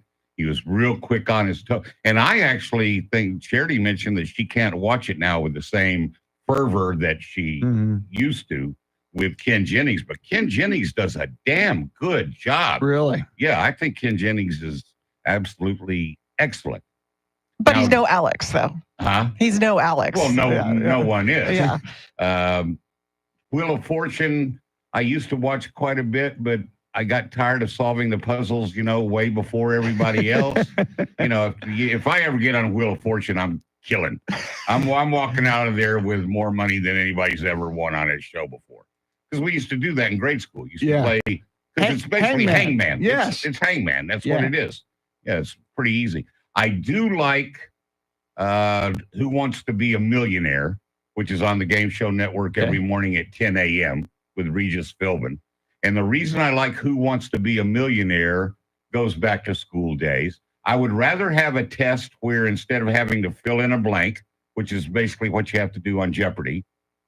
Give me 4 choices. Mhm. Give me multiple choice, and especially with lifelines, narrow it down 50-50. Ask first of all, if you're ever playing, if that game show ever comes back, don't ask the audience anything. Or if you do, preface, well, I think I'll ask the audience, preface it with, and if you don't know, don't lock in an answer because they're wrong 90% of the time. So I like Who Wants to Be a Millionaire. I like Jeopardy. Loved, who else was really good? Was Gene Rayburn. Ooh. On the Match Game. Match Game. Yeah. And Match Game, man, they did you watched that today from the 70s, and they're doing things that you couldn't even possibly talk about. Race-wise, sexual innuendo, you couldn't get even close to being able to do that today. Speaking of sexual innuendo, Paul Lynde on the Hollywood Squares right there in the middle. I mean, that was must-see TV. Whenever they selected Paul Lynde, you knew you were going to get something very, very funny from him. Oh, yeah, he was great. Yeah. He was great. And I liked him on Bewitched, too. That's right. Uncle Arthur? Yeah, he was. Was he Uncle Arthur on Bewitched? Wow, man. Thanks, Rain Man. Wow. Charity McCurdy, any recollection of who Paul Lynde was? I know he was way before your time. I don't. I know the name, but I can't see the face. He was hilarious. Yeah. Had that weird kind of laugh. Yes. Well, and then a weird kind of laugh in that category as well. And I think he's been on Match Game a lot. Charles Nelson Riley was just he's in the top right corner on Match Game all the time. Yes. We will hear more from you. It is our question throughout the morning on Talkback is with Pat Sajak going away on June 7th on Wheel of Fortune. Who is your favorite game show host of all time? Coming up, wait till you hear this. We'll hear from the former president, Donald Trump, yesterday after the prosecution rested in that hush money trial. But it is the top of the hour. Charity McCurdy has all the big stories you need to know about on this Yacht Rock Tuesday. WOAI news time is 7 o'clock.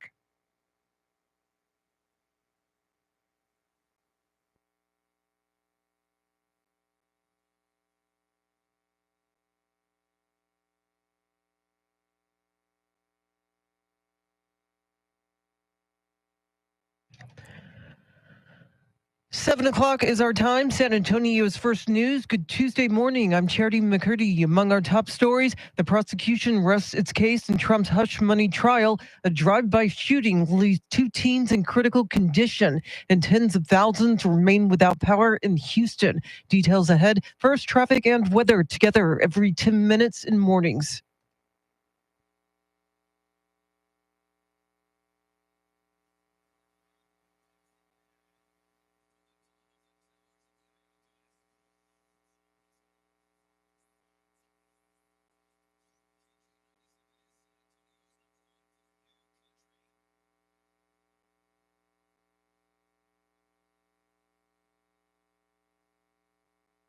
Your Weather Channel forecast for this Tuesday, partly cloudy, a high in the upper 90s, tonight's low in the mid 70s, right now 78 degrees. The prosecution has rested its case in former President Trump's New York City hush money trial following a heated day of testimony. Fox's Kristen Goodwin has more on Decision 2024. Former President Trump's legal team asking the judge to dismiss the charges against him late Monday after prosecutors wrapped up their presentation of evidence. This after the prosecution's key witness, once lawyer to the former president, Michael Cohen, admitted to stealing tens of thousands of dollars from the Trump Organization. And after the judge cleared the courtroom, scolding witness, former Cohen advisor Robert Costello, for rolling his eyes and making comments under his breath. The former president, who has pled not guilty to falsifying business records, calling the judge a tyrant and a disaster after court Monday. Closing arguments in the case could begin in about a week. Kristen Goodwin. Fox News. Meanwhile, Trump is reportedly considering Texas AG Ken Paxton for the position of U.S. Attorney General. Trump made the comment over the weekend during the annual convention of the NRA in Dallas. Trump told an interviewer that if he defeats President Biden in the November election, he'll consider Paxton for the cabinet position. Meanwhile, President Biden travels to New Hampshire today to mark a milestone for veterans' benefits expanded by Congress. Less than 2 years after signing the PACT Act, expanding health benefits for veterans exposed to toxins, President Biden will announce more than 1 million claims have been approved. This is truly personal for the president, given his experiences as a military parent. White House Domestic Policy Advisor Neera Tanden says the PACT Act was the first bill to comprehensively address the impact of burn pits in war zones. The senior administration official says the approval rate for PACT Act-related claims is about 75%. At the White House, Jared Halpern, Fox News. Well, it is hot in and around Houston, and that's compounding the misery for those who still don't have power following last week's storms. Michelle Hunley with CenterPoint Energy says crews from as far away as Indiana are part of the team on the ground working to bring customers back online. She says they're working to have all power restored by tomorrow night. We are certainly doing everything we can to have power on as quickly and as safely as possible for our customers. At least 8 people have died from the storm. Officials say the latest victim appears to have died from carbon monoxide poisoning after activating a generator. Well, 2 San Antonio teens are fighting for their lives as police search for the suspect in a drive-by shooting last night near downtown. San Antonio police say 5 teens were in a car playing with what's known as an Orbeez gun that shoots plastic water pellets when an unknown suspect drove up to them at Rigsby Avenue near Martin Luther King Drive and shot them with a real gun, wounding 2 of them. The teens drove a few blocks to East Commerce and North Swiss Street and flagged down a San Antonio cop. The 2 teens shot in the torso were taken to Brooke Army Medical Center with possible life-threatening wounds. They were listed in critical condition. No information was available on the suspect, and the investigation continues.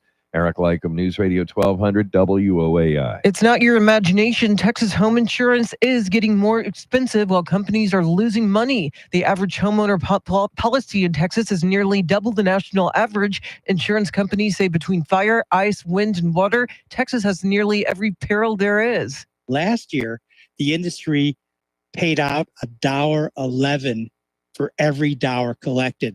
Mark Friedlander with the Insurance Information Institute tells KXAN that's the worst underwriting result for companies since 2011. Experts say rates are not going down, but the increases may flatten out. Lieutenant Governor Dan Patrick wants lawmakers to look into making insurance more affordable. Well, Senator Ted Cruz is wading into a growing battle over in vitro fertilization. The Texas Republican filed a bill this week protecting IVF, meaning no state could ban it. As a matter of law, this should be a choice that is available for parents because it is profoundly pro-family. It's in response to a ruling from the Alabama Supreme Court, which ruled that embryos are protected human life. There's also a case in Texas involving a divorced couple. The woman is seeking custody of the couple's frozen embryos, claiming the case should fall under child custody laws and not property rights. I'm Beth Myers, News Radio 1200 WOAI. Spurs rookie star Victor Wembanyama is a member of this year's NBA All-Rookie First Team. Wemby is the 12th player in the history of the Spurs to be named All-Rookie. He's the first since Kawhi Leonard in 2011-12 to make the first team. Wembanyama is the 2023-24 NBA Rookie of the Year after leading all rookies this season in scoring, rebounds, and blocks per game. It is 7:06, news at the top and bottom of every hour, along with breaking news as it happens. I'm Charity McCurdy, traffic and weather coming up.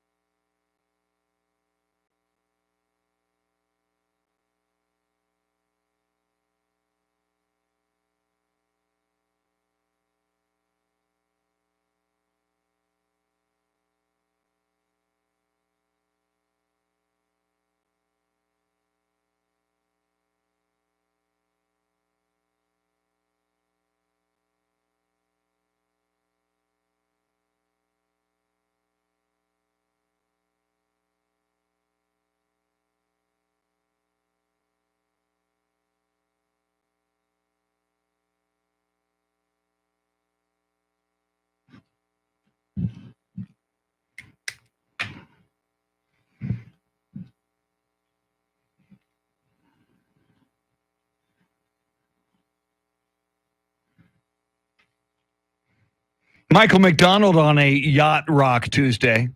Charity, we should just have Michael McDonald Tuesday.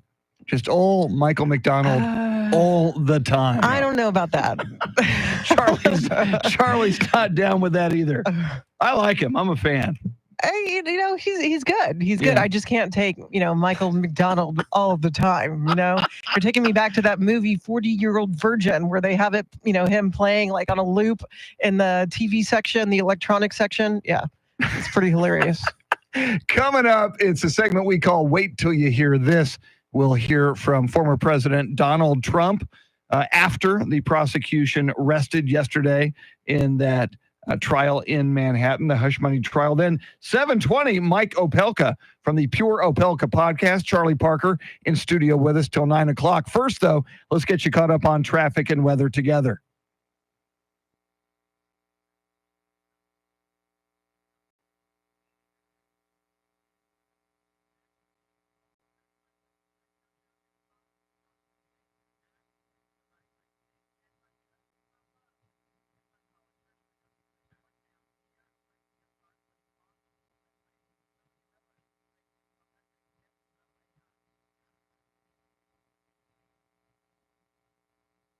Oh, is that me? I'm sorry. I was looking up Doobie Brothers stuff.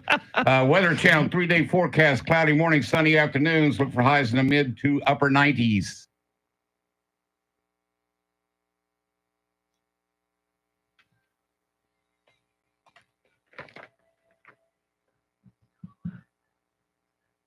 San Antonio's first news, Yacht Rock Tuesday, the mellow sounds of Yacht Rock throughout the morning. Coming up at 7:20, Mike Opelka with the Pure Opelka podcast. At 7:40, national correspondent Rory O'Neill, the International Criminal Court wants a warrant for the arrest of Israeli Prime Minister Benjamin Netanyahu and members of Hamas.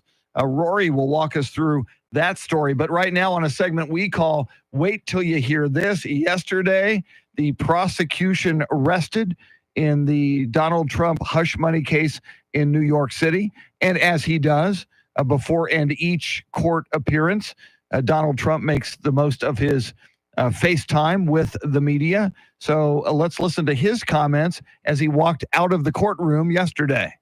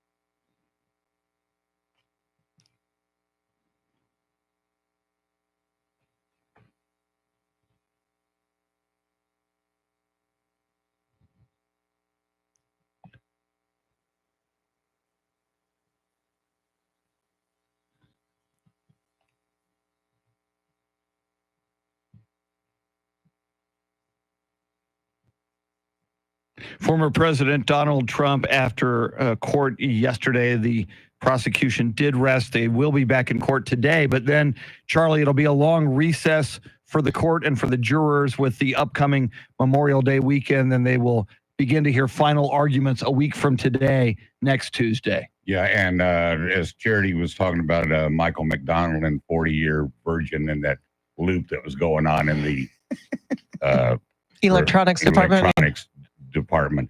It's the same thing with Trump. I didn't even listen to what he just said because I know that what he just said was the same thing that he said yesterday and the same thing that he said the day before that. It's, it's getting old for me. I can't wait for this thing to be over. Only for more criminal trials to come. It's Hopefully it will be. Maybe by next week. Who knows? The end of next week, I should say. But the judge is currently considering a request by Trump's lawyers once again to dismiss the case.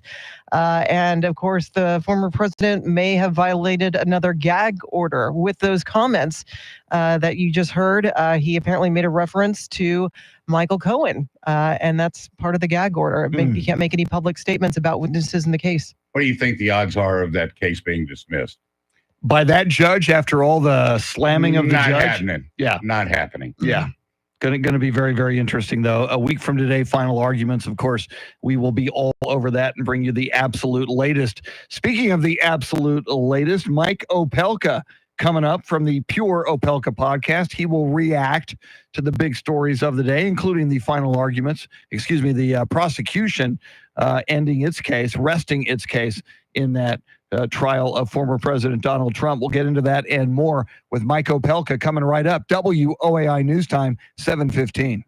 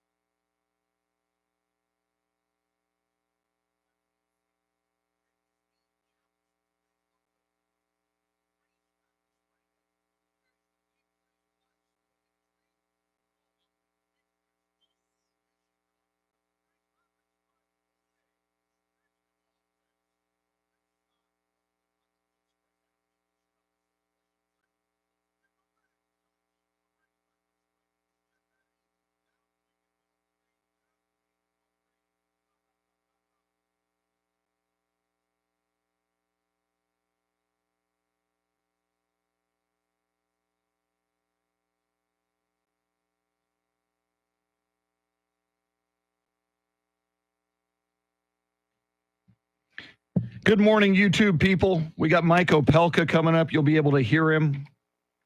He's always insightful and entertaining.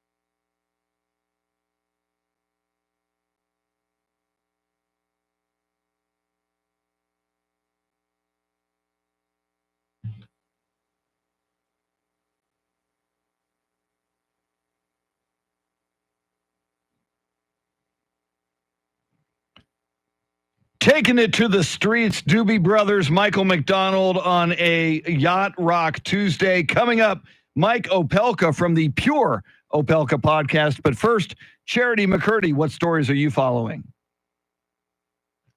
Former President Trump's defense team is expected to rest its case today in his hush money trial. Another student in the Schertz-Cibolo University area has been arrested for bringing a gun to school. And early voting for the May 28th primary runoff is underway now through Friday. We'll have more coming up. Right now, traffic and weather together.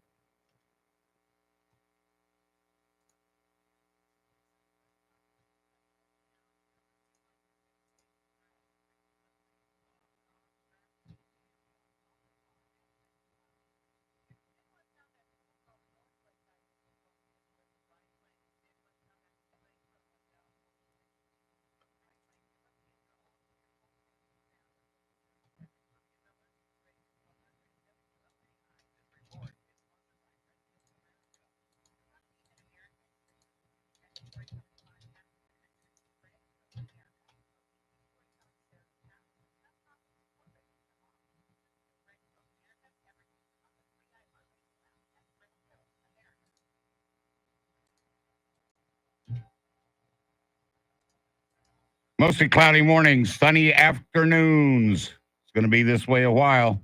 Look for temperatures in the mid to upper 90s.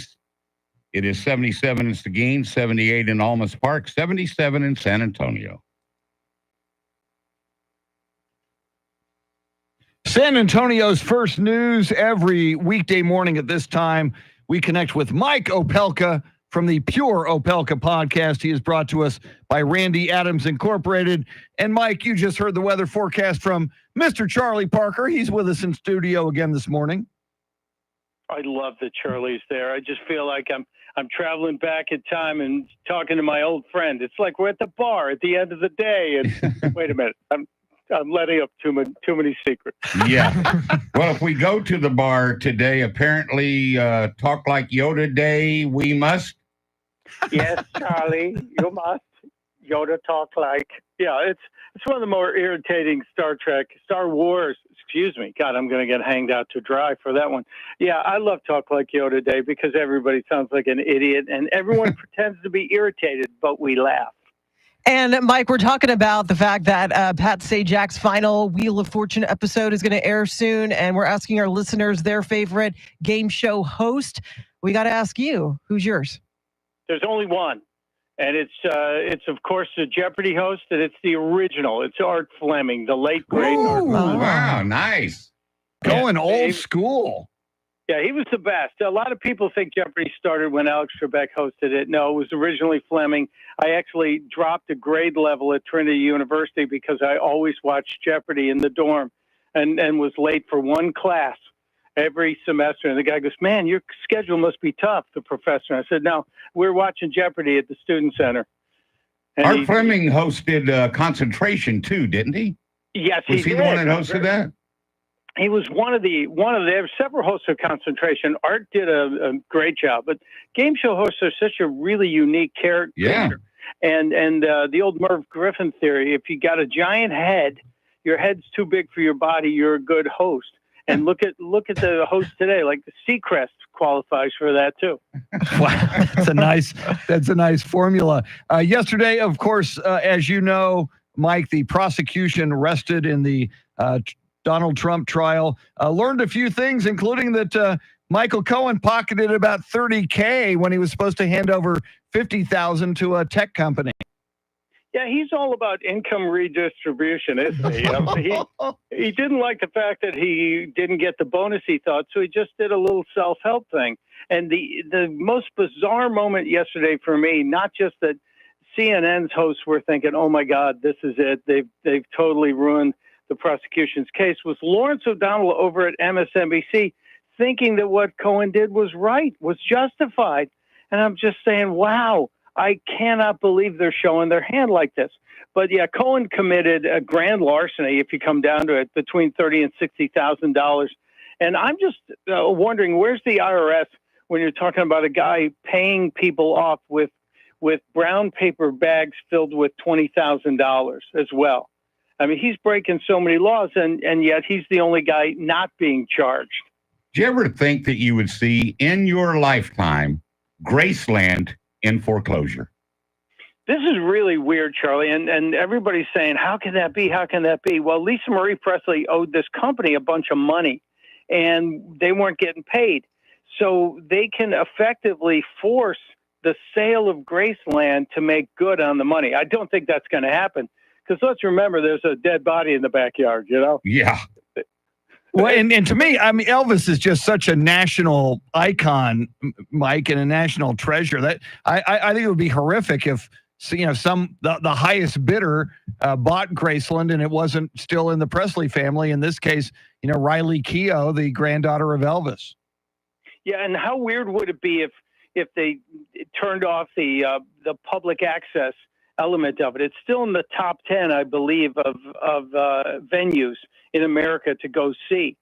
So that would be kind of amazing if it suddenly became just a private residence that, you know, nobody's allowed in it. You can't see the TV that was shot by Elvis. You can't see the shag rug upstairs, all that great stuff.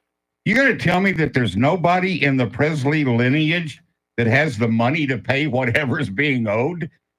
That's the question. I think this is just a power move by the lawyers from this company, and you got to give them credit. They certainly found a really interesting way to get their debt in the public eye and embarrass the Presley family. I bet this is resolved by the end of the week. Man, I hope so. You can get more Mike Opelka from his Pure Opelka podcast. Get it wherever you get your podcasts.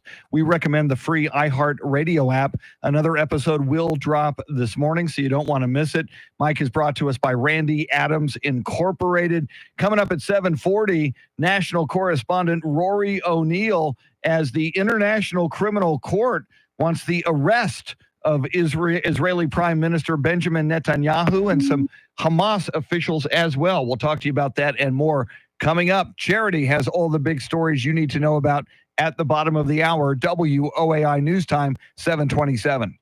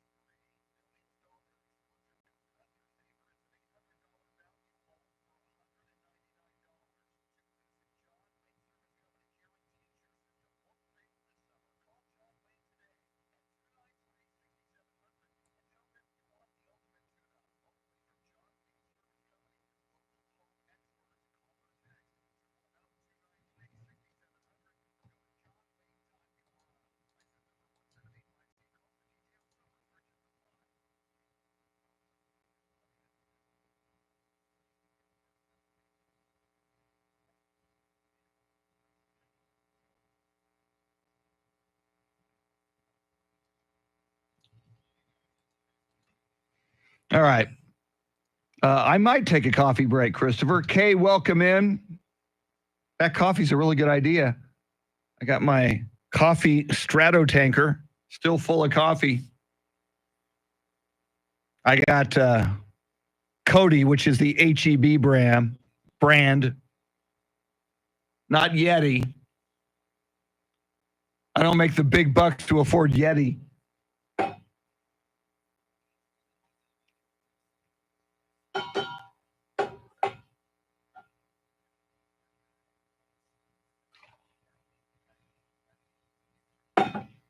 We'll see if the coffee's still hot. Charity McCurdy has all the news you need to know here at the bottom of the hour.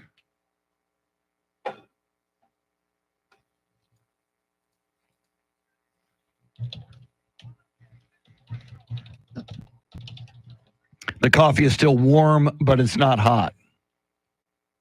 I prefer hot to warm when it comes to coffee. Thank you, Kay. Kay says Yeti is overrated. My God, it's so darn expensive, any Yeti item.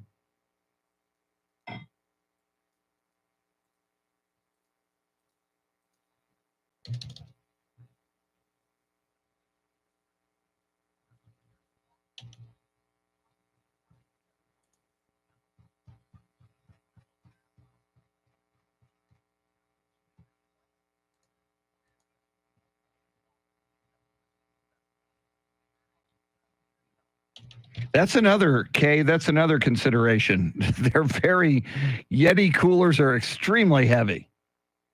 You need a truck to haul them around and 2 people to pick them up.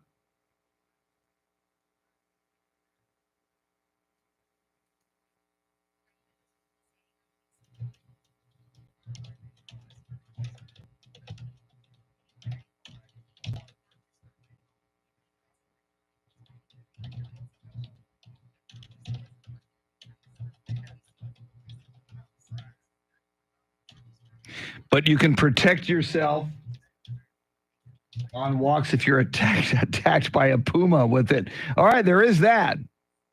That's a good thing.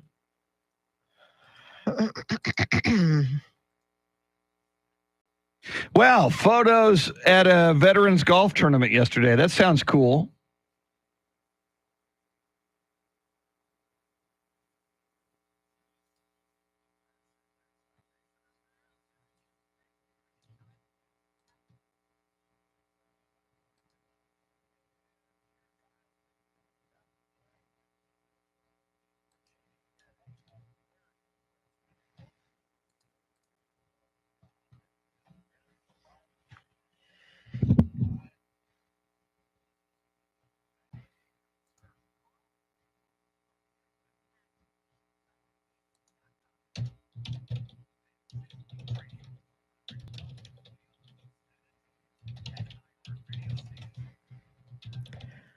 .32 is our time. San Antonio's first news. Good Tuesday morning. I'm Charity McCurdy. Among our top stories, Trump's hush money trial resumes today after the prosecution rested its case.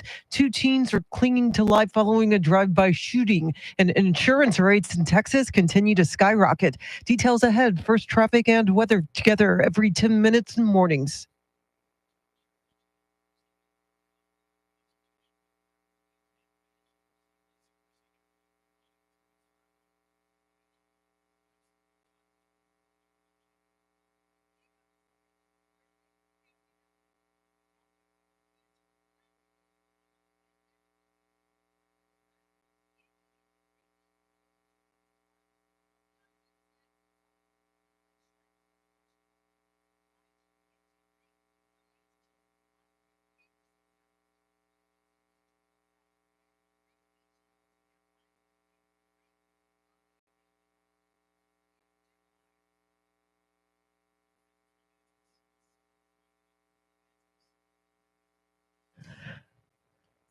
Your Weather Channel forecast for this Tuesday, partly cloudy, a high in the upper 90s. Tonight's low near 77. Right now, we're at 78 degrees.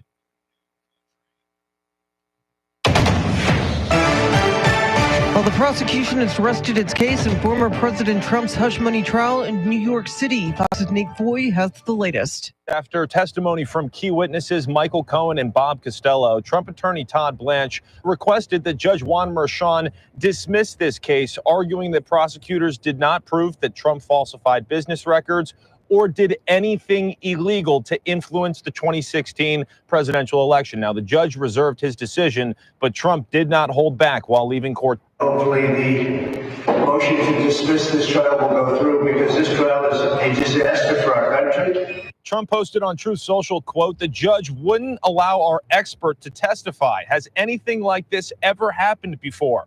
Election interference." And the trial resumes at 8:30 this morning. 2 teenagers are hospitalized after a drive-by shooting near downtown last night. San Antonio police say 5 teenagers in a vehicle were playing with toy guns that shoot water beads when somebody in another car drove up and shot at them. The teens drove away and flagged down an SAPD officer on East Commerce at North Swiss Streets.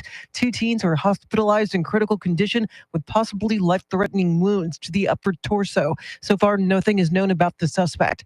Well, stifling temperatures are compounding the power problems in storm-ravaged portions of Houston. Hundreds upon hundreds are attempting to clean up from last week's violent storms without air conditioning as power companies in the Houston area are scrambling to restore service. Michelle Hunley with CenterPoint Energy says crews from as far away as Indiana are part of the team on the ground working to bring customers back online, but it's literally a heavy lift. Buried under multiple downed trees, large tree limbs, heavy debris and fences, as well as entire large trees down on the roads, properties, and on top of CenterPoint wires. She says they're working to get everyone online by tomorrow night. At least 8 people have died from storm-related issues.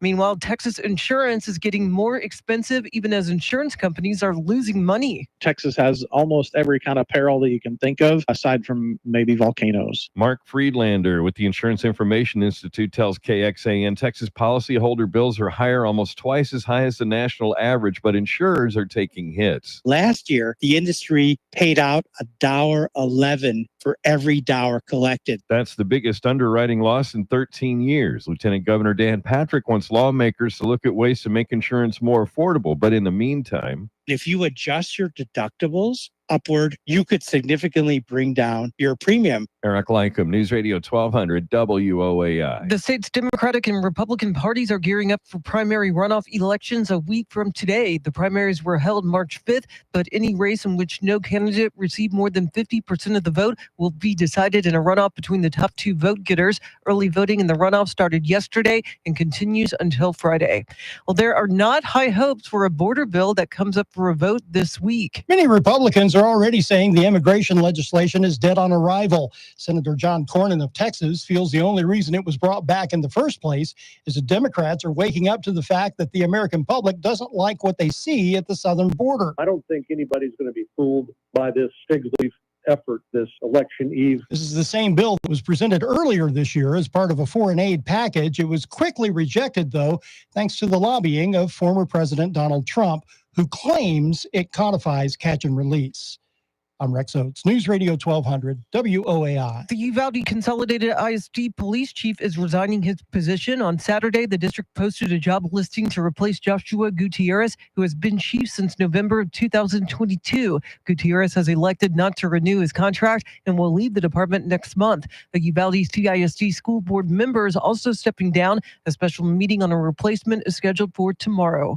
Well, the NBA and NHL playoffs continue tonight. We've reached the Final Four in the NBA and the NHL Stanley Cup playoffs. The conference finals begin tonight in the NBA in Boston, where the 17-time champion Celtics will open the Eastern Conference Finals versus the Indiana Pacers. Boston, the odds-on favorite to win the championship, has lost only 2 games in this postseason. The NBA's Western Conference Finals begin Wednesday in Minneapolis between the Timberwolves and Dallas Mavericks. The Dallas Stars are in the NHL's Western Conference Final. The Stars will host Game 1 Thursday versus the Edmonton Oilers, who advanced past the Vancouver Canucks Monday in the NHL's only second-round series decided in 7 games.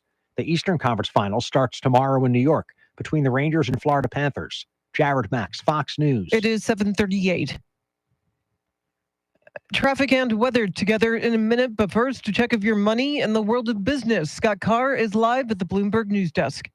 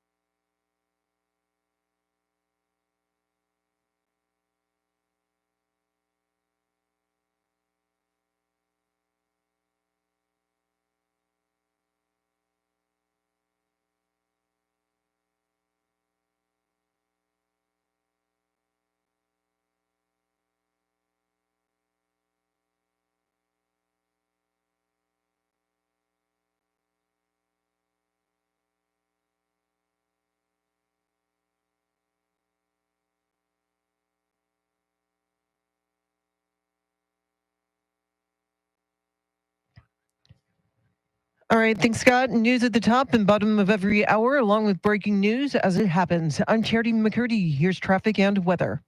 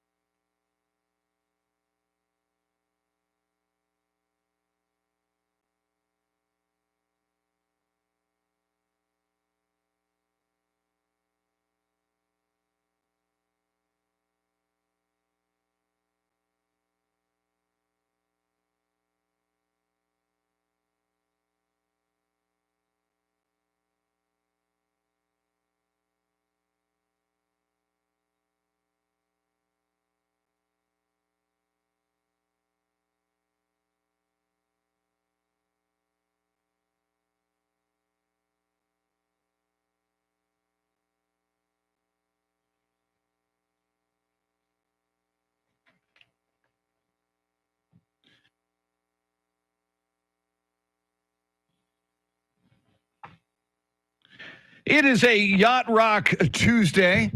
We're playing some Yacht Rock music for you. Lots coming up. Charlie Parker is in studio. But right now, let's check in with national correspondent Rory O'Neill, who is covering this story about the International Criminal Court wanting to charge Israeli Prime Minister Benjamin Netanyahu and Hamas officials with war crimes. Rory, what do we know about this? Well, this is a recommendation that these warrants be filed against Benjamin Netanyahu, also Israel's Minister of Defense. And on the flip side, the leadership in Hamas, 3 members of Hamas's leadership, are also recommended that they have these warrants for war crimes. More specifically, the Israeli leaders are accused of using food as a weapon, starving people of Gaza intentionally, is the claim here. For Hamas, that leadership may be in trouble with the ICC for the events of October 7th. Is this the same ICC, International Criminal Court, that got an arrest warrant for Vladimir Putin when they invaded Ukraine? Because I haven't seen him get arrested any time in the last couple of years. Yeah, they issued that warrant about 2 years ago. And again, Russia is not part of the ICC. Neither is the U.S., neither is Israel. I don't think China is either. 124 states are recognized by the ICC. And if this recommendation then goes on to a panel of judges in The Hague, if they decide to move forward, then Netanyahu could be in trouble if he travels to any one of those countries that is a member of the court. I understand actor George Clooney's wife, Amal, is connected to this. How? Back in January, the prosecutors asked for a panel of so-called experts to start an investigation. Amal Clooney is an accomplished human rights attorney with a long track record. She was part of this panel, and she, as a member of that panel, recommended unanimously that they move forward with filing these requests for warrants. Where the United States was in accord with the ICC when they issued the arrest warrant for Putin, not so much this go round. No, not at all, because we heard from President Biden yesterday saying it's a false equivalency to compare what Israel is doing in response to the October 7th attacks. And now Congress, Republican leaders, the House Speaker in particular, are looking into possible sanctions against the ICC if they move forward here. So as Charlie documents, Rory, when they go after Putin, nothing really happens. The United States denouncing this move with regard to Israel and Netanyahu. I mean, does this really, obviously we're a superpower. Russia was considered and could be considered a superpower. When major countries like this don't recognize what the ICC does, how much teeth does it have? Well, it could be significant. And again, you'd have to have, say, Netanyahu were to travel to France or something for some international meeting. He wouldn't be able to go because under the terms that most of European countries have agreed to, they'd have to arrest him on the spot. So that's what could happen. We're not at that stage yet. We have to have the panel of judges at The Hague decide whether or not to come back with this and pursue this further and issue the arrest warrants. But there could be some real world consequences. We will certainly keep an eye on it. That is national correspondent Rory O'Neill. As we roll forward, one of the greatest aces of World War II, a triple ace, has passed away, and a Pro Football Hall of Famer has passed away as well. Charlie will walk us through those stories and more coming up. WOAI News Time 7:45.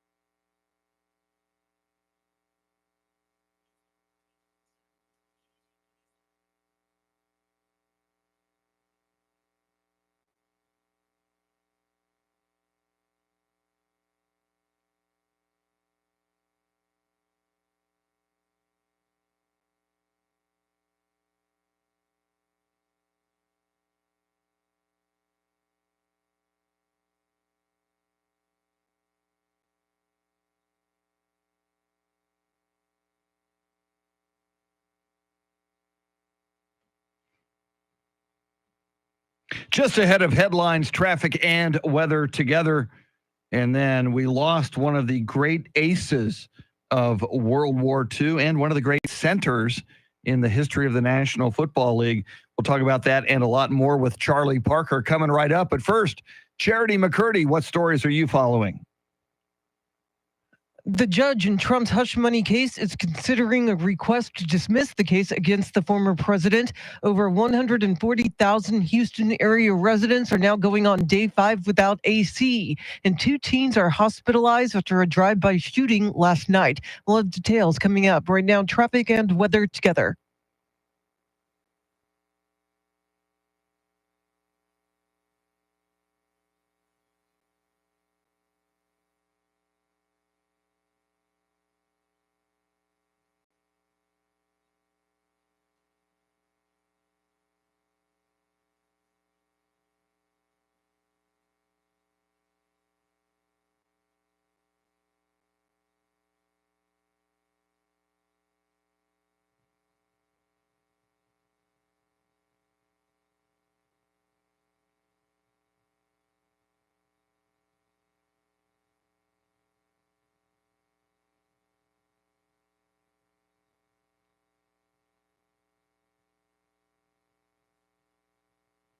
Today, a carbon copy of yesterday, and tomorrow and Thursday, carbon copies of today. Sunny afternoons, highs in the mid to upper 90s.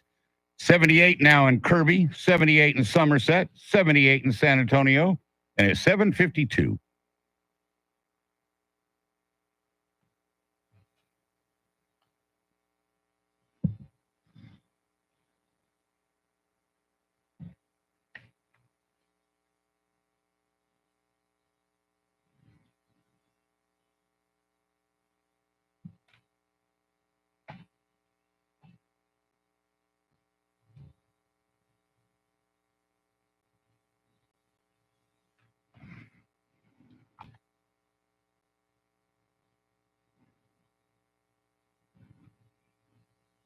You're never alone with us. We're on board with you. It's San Antonio's first news on a Yacht Rock Tuesday.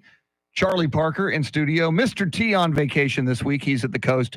He'll be back next week. Charity McCurdy with us. I'm Chris Duell. And Charlie, you track a lot of history and a lot of major personalities throughout their lives and when their lives come to an end. And a couple of very, very noticeable passings, or notable, passings have taken place. Well, we talked yesterday about John Barbata, drummer, Jefferson Starship, Jefferson Airplane, Turtles, Crosby, Stills, Nash and Young. Also, Dabney Coleman, great actor. Clarence Bud Anderson passed away at the age of 102 on Friday. United States Air Force pilot, the last World War II triple ace. He was the highest scoring ace in the P-51 Mustang Squadron of World War II, single-handedly shot down 16 enemy planes. Wow. And we got the word yesterday that Raiders legend Jim Otto, 15 seasons from the AFL inception through the NFL merger, passed away at the age of 86. He was the original Raider, wore 00 out of Wisconsin. Personification of consistency is how they described him. He played 308 games with the Raiders, set a franchise record with 210 consecutive starts, 7 division titles he was a part of, an AFL championship in 1967, and never missed a game. Wow. Despite having 70 surgeries. Oh, my God. 70 surgeries. And never missed a game. Retired after the 1947 or 1974 season, inducted into the Pro Football Hall of Fame in his first year of eligibility in 1980. And at that induction ceremony, these words from late Raiders owner Al Davis: commitment to excellence, pride, and poise. The greatness of our football team were not only exemplified by Jim Otto, but for more than a decade, he was the standard of excellence by which centers were judged. in professional football. When I was a kid, what I loved about him, you didn't see a lot of double zeros. Oh, no. Certainly on the offensive line. Now, I do remember the Oilers had a wide receiver named Ken Burrow. Right. He was double zero. Yeah. But that was after I had already seen Jim Otto. That's what was just so unusual about him, to see a big, gigantic center on the offensive line with double zero.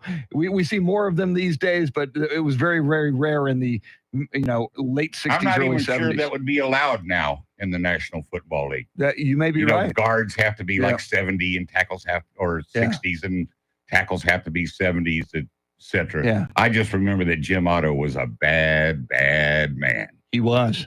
It's interesting, though, because I'm thinking now about the UTSA Roadrunners. Obviously, it's college and not the NFL, but that it's the 210 triangle of toughness. And so the best players wear a 2, 1, or a 0, and they compete to see if you're a captain, if you're one of the best players on the UTSA. So to wear the number 0 for UTSA and for other schools as well is a big thing. Even if the NFL isn't doing that yet, you've got to wonder if down the line it becomes so much of a tradition in college football to wear a 0, or in Jim Otto's case, a double 0. Yeah. You wonder if it's going to come back. Yeah, I didn't know that about the Roadrunners. Yeah, That's interesting fact. You can only wear it if you're the best on that team. Best of the best. Which is Charity's wearing a 0, double 0. what would your number be if you were a UTSA Roadrunner, Charity? 22. 22. Why 22? It's just a running joke in my family. Whenever I would ask my mom how old she is, she would always say 22. The standard answer is 29 usually when a woman gets past 29. So 22 is interesting. I thought she was paying homage to Deuce Deuce. Now, when you played at South San, what was your number playing sports? 23. 20. Wow. Very close to 22. Very, very cool. All right. Coming up, Aaron Real is going to join us. New weight loss drugs, everybody. Ozempic is all the rage. And now there may be other weight loss drug options. Is that a good idea? We'll talk about that and more. We got to talk more game shows and the foreclosure, the threatened foreclosure on Graceland. We'll get into that with Charlie Parker as well in the 8 o'clock hour. Charity McCurdy has all the big stories you need to know about on this Yacht Rock Tuesday. WOAI news time is 7:58.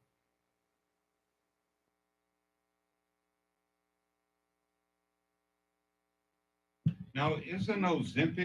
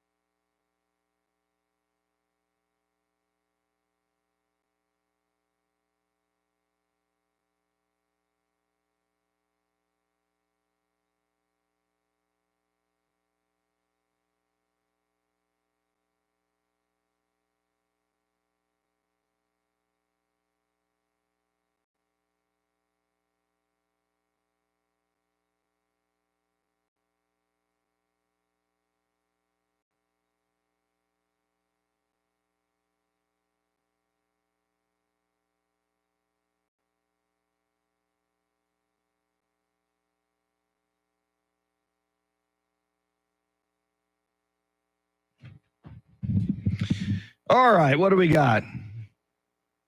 Jacob C. Hernandez. They vote on it as a team also. Okay, thank you. I know it's a big deal.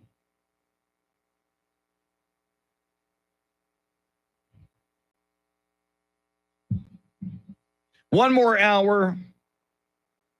Fun, fun, fun. I may have to guzzle some more coffee.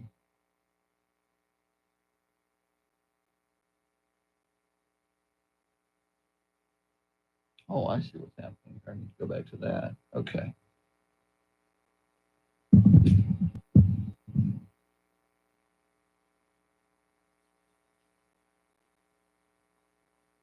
8 o'clock, we're going to cut to Charity McCurdy in the news. That's coming up in a sec.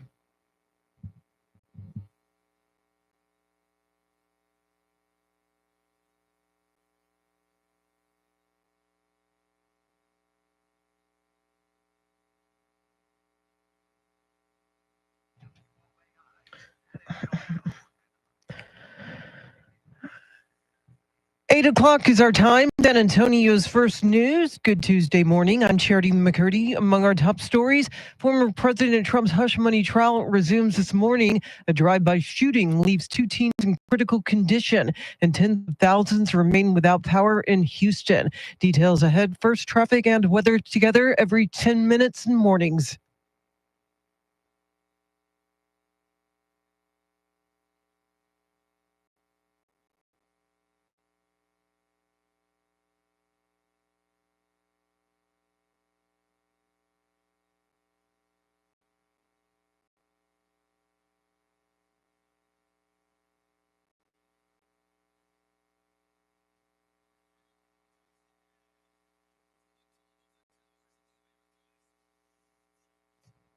Your Weather Channel forecast for this Tuesday: partly cloudy, a high in the upper 90s. Tonight's low near 77.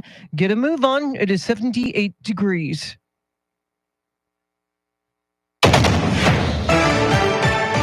Well, the prosecution has rested its case in former President Trump's New York City hush money trial following a heated day of testimony. Fox's Kristen Goodwin has more.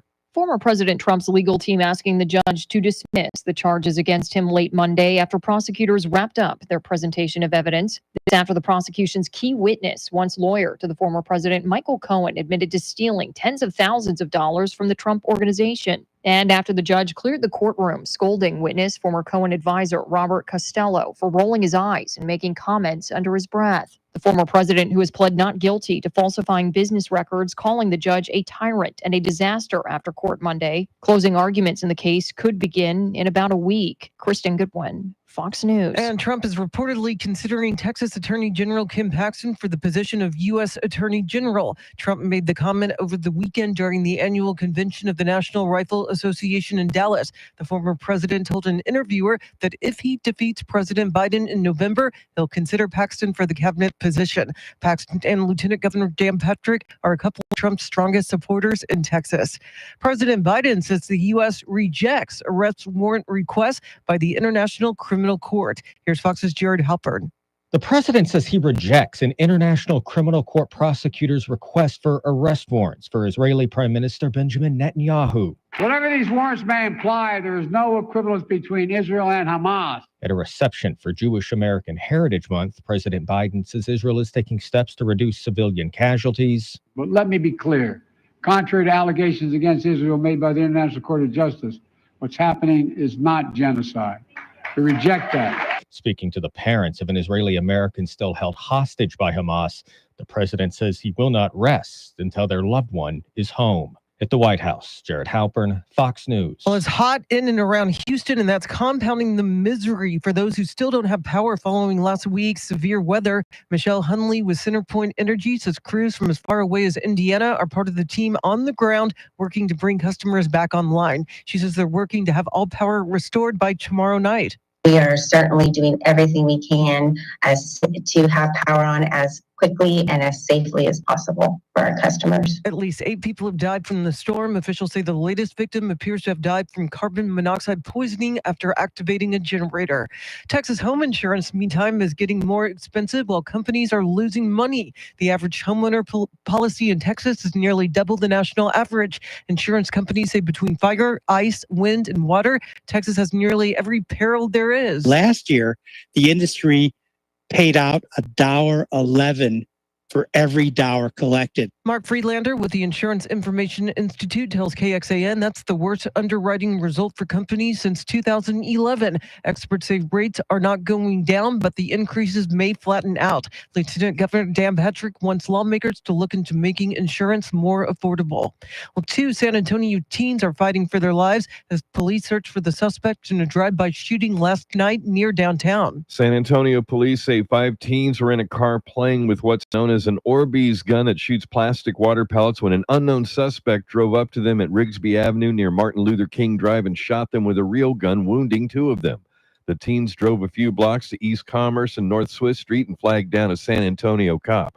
The 2 teens shot in the torso were taken to Brooke Army Medical Center with possible life-threatening wounds. They were listed in critical condition. No information was available on the suspect, and the investigation continues. Eric Lycum, News Radio 1200 WOAI. The chief of police at the Uvalde Consolidated ISD has resigned from his position. Outgoing police chief Joshua Gutierrez assumed the interim position as the district chief of police in November of 2022, later becoming the permanent chief. This also comes amid the resignation of one of the UIC ISD board members, with a special meeting to be held tomorrow to discuss filling the vacancy. While Senator Ted Cruz is wading into a growing battle over in vitro fertilization. The Texas Republican filed a bill this week protecting IVF, meaning no state could ban it. As a matter of law, this should be a choice that is available for parents because it is profoundly pro-family. It's in response to a ruling from the Alabama Supreme Court, which ruled that embryos are protected human life. There's also a case in Texas involving a divorced couple. The woman is seeking custody of the couple's frozen embryos, claiming the case should fall under child custody laws and not property rights. I'm Beth Myers, News Radio 1200 WOAI. It is 8:06, news at the top and bottom of every hour, along with breaking news as it happens. I'm Charity McCurdy, traffic and weather coming up.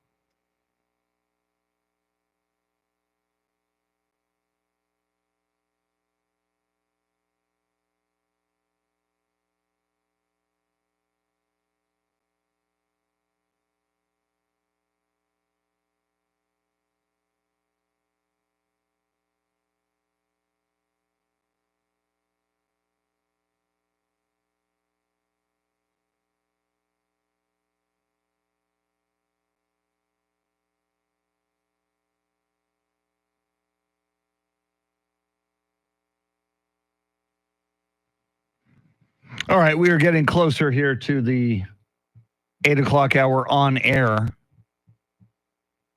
We're going to talk with national correspondent Aaron Real about a weight loss drug that you won't need a prescription for, apparently.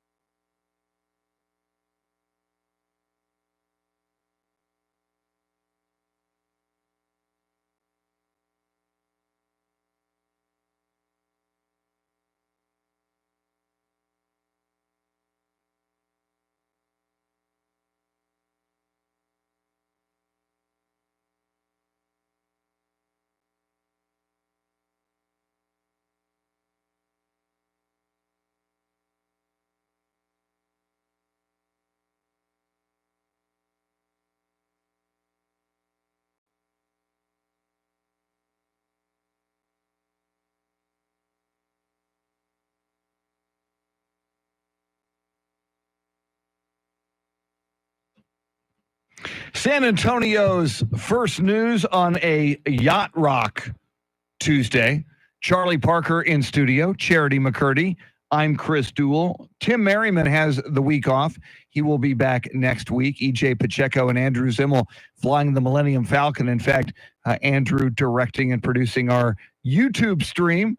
Lots of people in there. You can get in there and watch the show on YouTube at 1200 WOAI. You can also chat with other viewers and chat with us. Coming up, national correspondent Aaron Real on a new weight loss drug that you won't need a prescription for, as Ozempic and all these other weight loss drugs are all the rage lately. We'll dive into that story in just a sec. First, your traffic and weather together.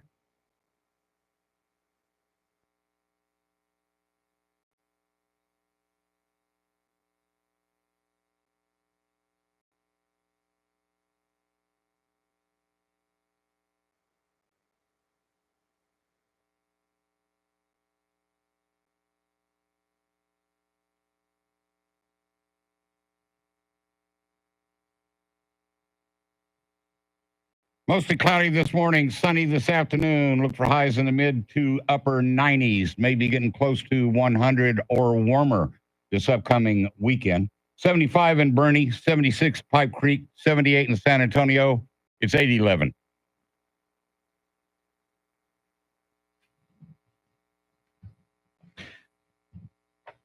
San Antonio's first news.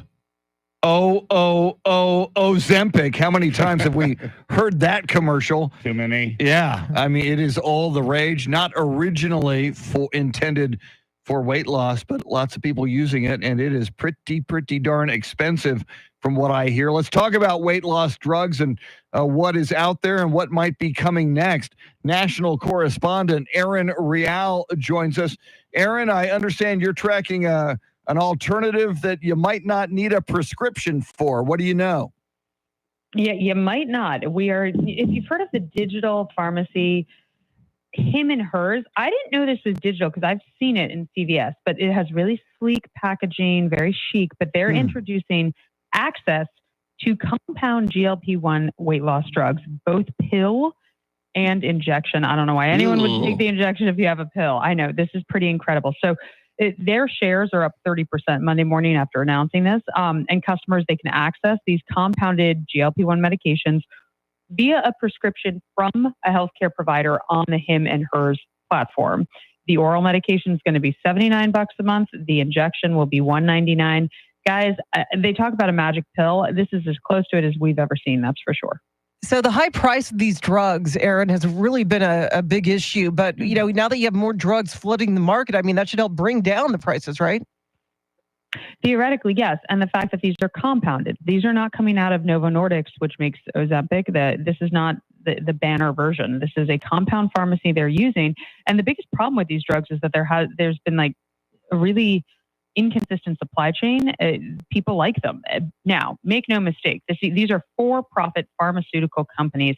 They're going to hustle up. If anyone wants it, they want to give it to you. They want to sell it to you. But in January, the FDA said that patients should not use a compounded GLP-1 drug if an approved drug like Wegovy or Ozempic is available. But Him and Hers CEO says that he's very confident that the customers are going to be able to access a consistent supply of this compound medication. And they've teamed up with the largest generic manufacturer in the country for compound drugs that has FDA oversight. I want to be clear about this. The pharmacy that makes these, basically the generic manufacturer, which is akin to a pharmacy, they have the FDA oversight, but not every single product that comes out of this manufacturer from this compound pharmacy is FDA approved. There's a difference. And we keep hearing Ozempic. But my understanding, correct me if I'm wrong, Ozempic is for diabetes. It's not specifically a weight loss drug. Ozempic is not a weight loss drug. It was designed for diabetes, and then a lot, like many other drugs, it's used off-label for weight loss. Now, Wegovy was designed for weight loss. That is its initial purpose. But a lot of drugs that we use today that we're like, oh, this is for hay fever, its original application might have been like ulcers. I'm making this up, but like the point being, like, it's very, very common that we see. We're like, oh wait, but it seems to be working like for that. So let's rebrand it as this and sell it as that. That's what pharmaceutical companies do. So when they're always talking about R&D. Yeah, oftentimes that R&D includes like, oh, so what else does it fix? And then they just rebrand it under another name. Yeah, and Aaron, I saw the fitness guru Jillian Michaels on Real Time with Bill Maher maybe 3-4 weeks ago, and she was claiming that Ozempic, after about 18 months, the people using Ozempic, that your body gets used to it and that the weight will come back. I don't know how accurate that is, but I think one of the drawbacks of these newer drugs being used, in this case for applications like weight loss, is you don't know really exactly what it's going to do to your body or how your body might react to it 18 months, 2 years down the line. Exactly. Yeah, this is not long term. We don't know what happens 5, 10 years. We don't know. What we do know is obesity is terrible for you. That's categorically, like, you can't, there's no other way around it. And it causes a plethora of other health issues. So if you are suffering from obesity and you've had a very hard time getting the weight off any other way, this might be good. You know, like if you look at the alternative, you have to weigh everything. But all that said, there is no biological free ride. Yeah, Charlie and I were talking eat less and exercise more has been the best formula through the ages. Our thanks to national correspondent Aaron Real. Lots more to talk about: the foreclosure of Graceland, and somebody brought up a talk show host that we didn't bring up, who is one of the best ever. And his Game show. Game show. I'm sorry. I keep saying talk show. What's wrong with me? Game show host. We brought that up earlier this morning because Pat Sajak's final episode of Wheel of Fortune is going to drop on June 7th. Anyway, we'll tell you what that name that we haven't mentioned yet, but we should have, is coming right up. WOAI News Time 8:16.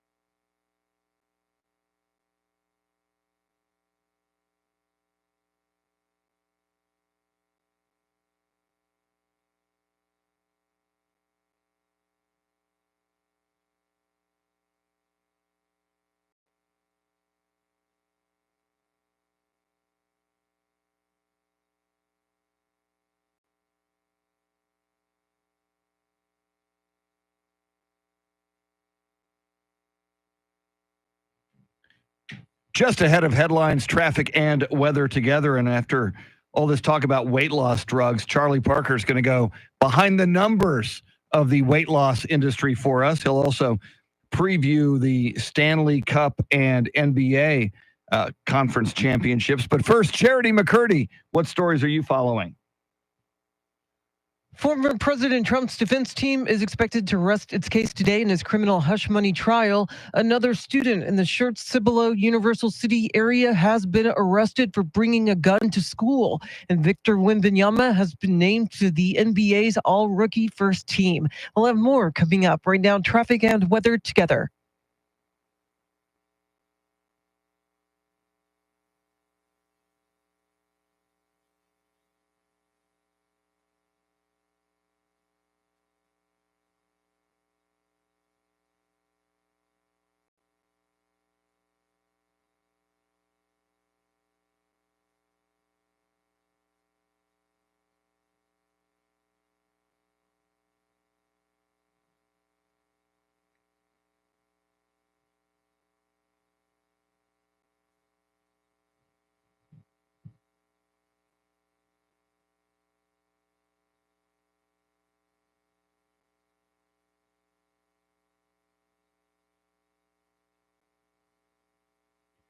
Get used to it. You're going to hear it a lot. Cloudy mornings, sunny afternoons, mid to upper 90s for the next 3 or 4 days. 75 in Boerne, 76 in Pipe Creek, 78 in San Antonio.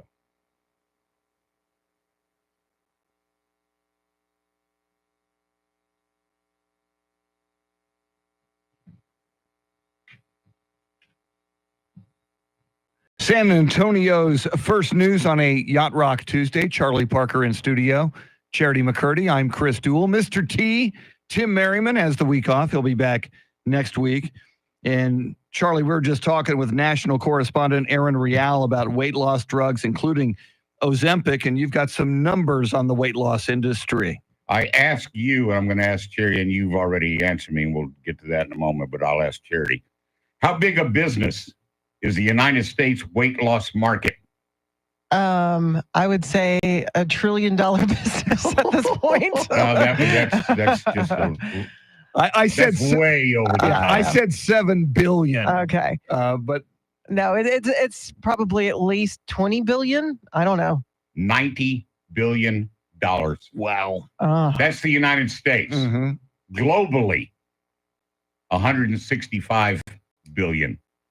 But the ratio of 90 to 165, yeah. The rest of the world, not of the 165 billion globally, 90 billion of that is just obese people in the United States. Wow. And so that only leaves 75. So the rest of the world combined is $15 billion less. That's amazing. It's absolutely wow. I'm telling you, the best weight loss program on the planet. Don't eat. Exercise more. Yeah. You need to eat. That's it. Well, no, I don't mean, don't eat at all. Well, and don't eat so much. The few times that I have fasted for like 60 hours at a time, I lose like 10 or 11 pounds. And well, that would make sense. In I'm 60 not sure hours. That's the same. I'm no doctor. Well, no, I'm not a doctor. Safe. I've done it a few times, and it obviously you've got to be consistent and fine. Again, eat less and exercise more is the basic formula. That's what I have heard. Yeah, and eat simple. Like go back to the lean meats and fresh fruits and vegetables. I think that's a winning combination as well. I don't like fruits and vegetables. Well, they like you. They do. Or so I've heard. Okay, Charity brought this up a little earlier, or at least in the NBA. We'll look at the NHL and the NBA. Conference finals are now set to begin in both the NBA and NHL. In the NBA, tonight, Eastern Conference Finals. Indiana's at Boston, Game 1. Tomorrow night, Western Conference Finals. Dallas at Minnesota. And in the Stanley Cup playoffs, Edmonton last night eliminated Vancouver in Game 7 by a 3-2 score. So it's Oilers and Dallas Stars in the West beginning Thursday.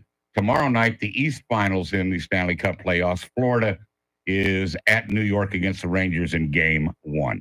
By the way, the Angels beat the Astros last night and play again tonight. Rangers will also begin a series at Philadelphia. I noticed 3 of the 4 teams in the National Hockey League are United States or American cities as opposed to Canadian. So when I don't have a horse in the race, I go with the USA city over a Canadian city. And it's not pulling for the Stars isn't like pulling for the Mavericks. True. Just like pulling for the Cowboys isn't like pulling for the, there are some okay things, allegiances towards some teams in Dallas.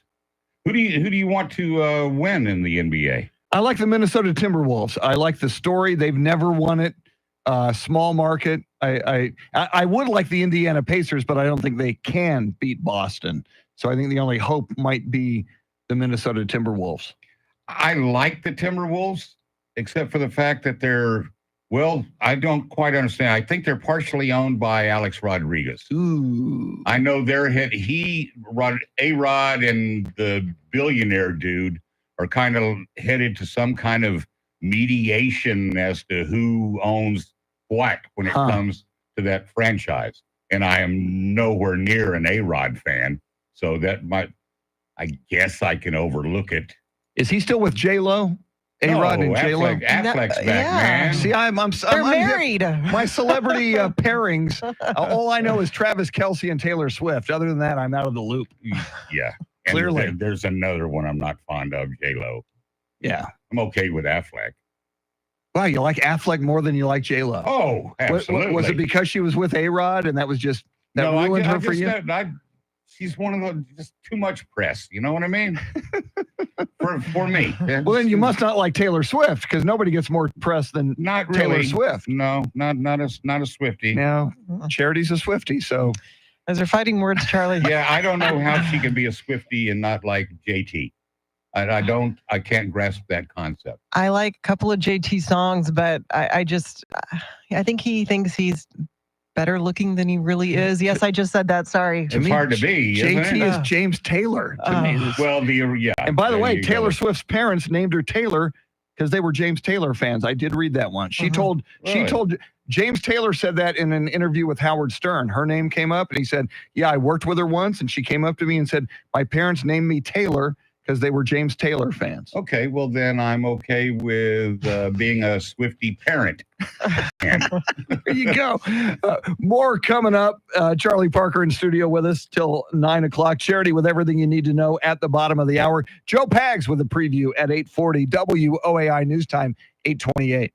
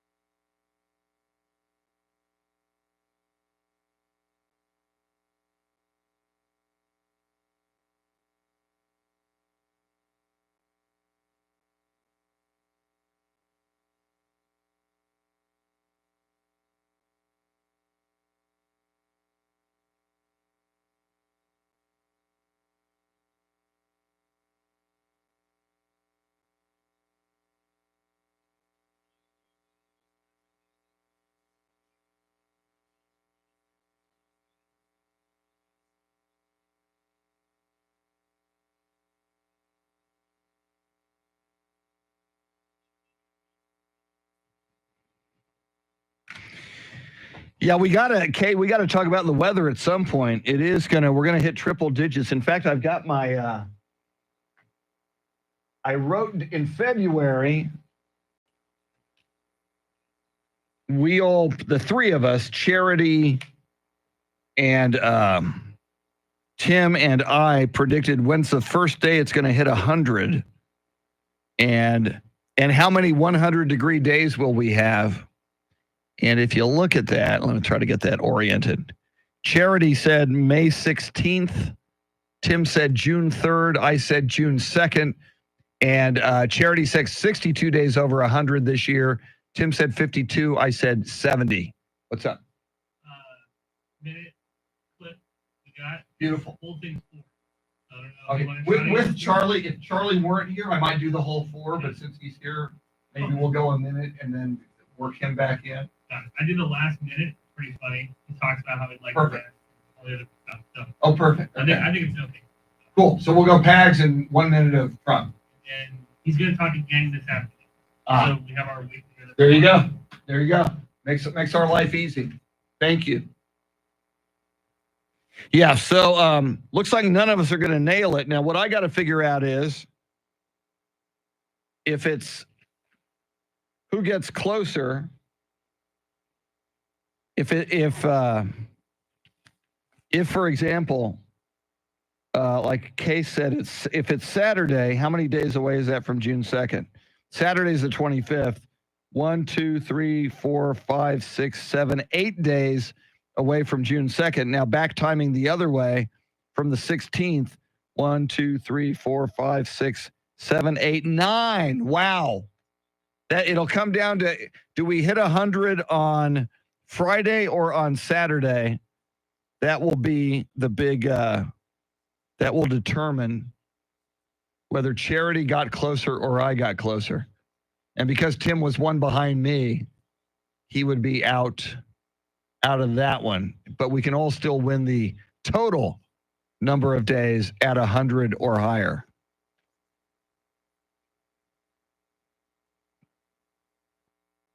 Wow, Kay says Charity won at my house. So you must have already hit 100.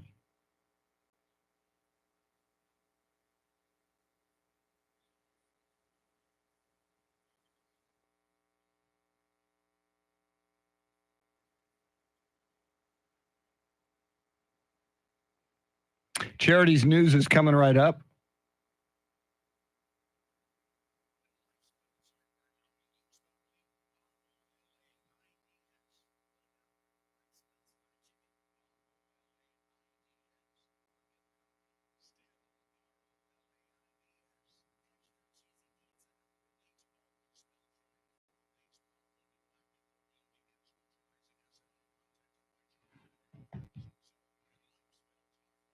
Here comes Charity. Oh, I thought it was right there. I was wrong. Another commercial.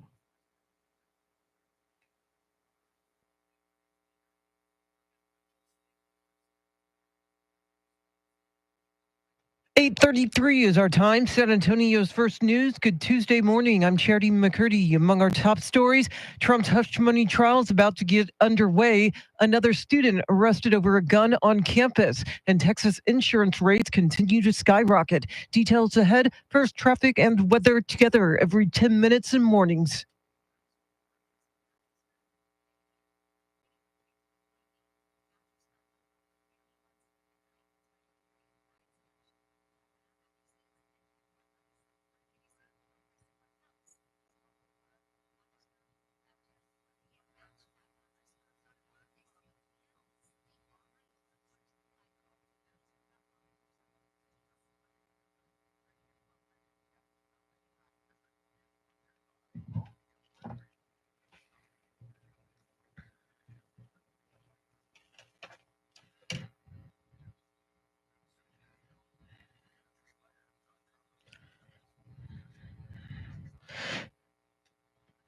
Your Weather Channel forecast for this Tuesday, partly cloudy, a high in the upper 90s. Tonight's low near 77. Right now, 79 degrees.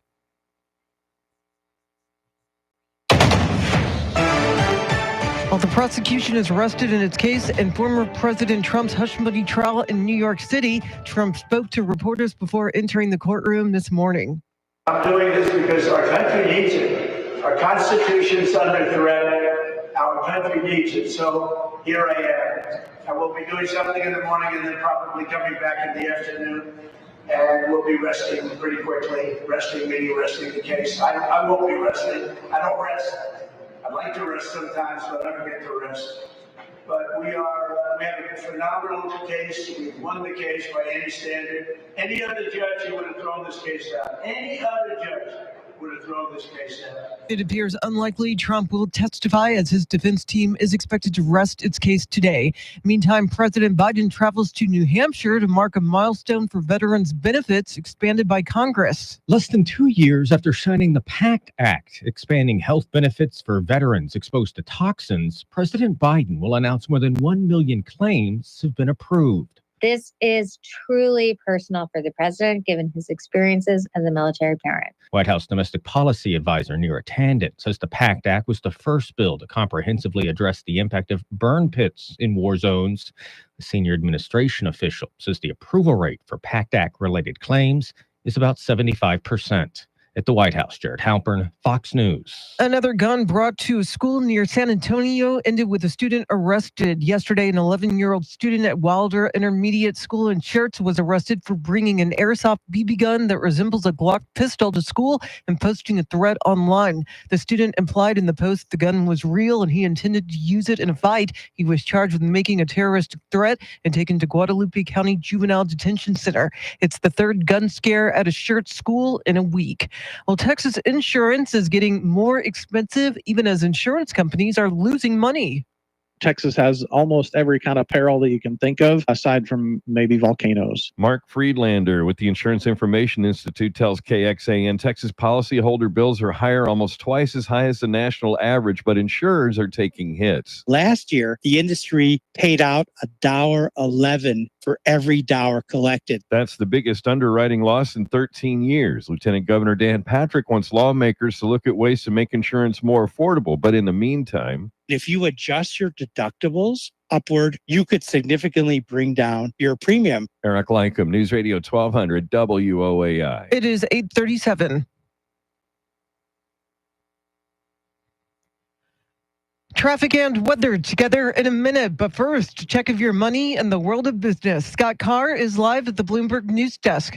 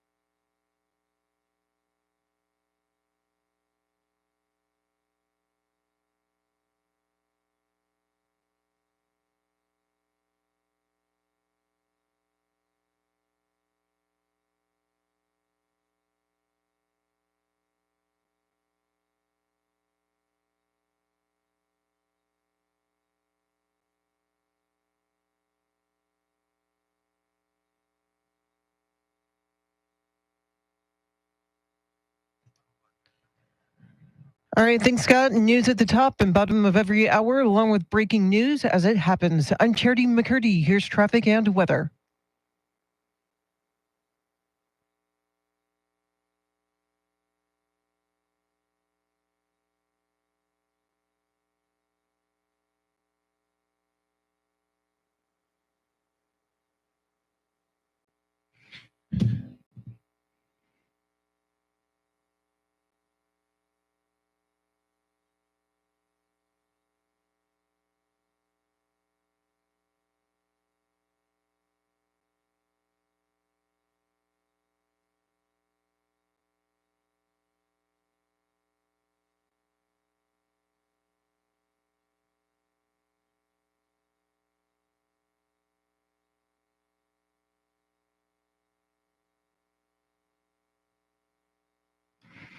We have a Joe Pags for the people on YouTube. We got a Joe Pags preview.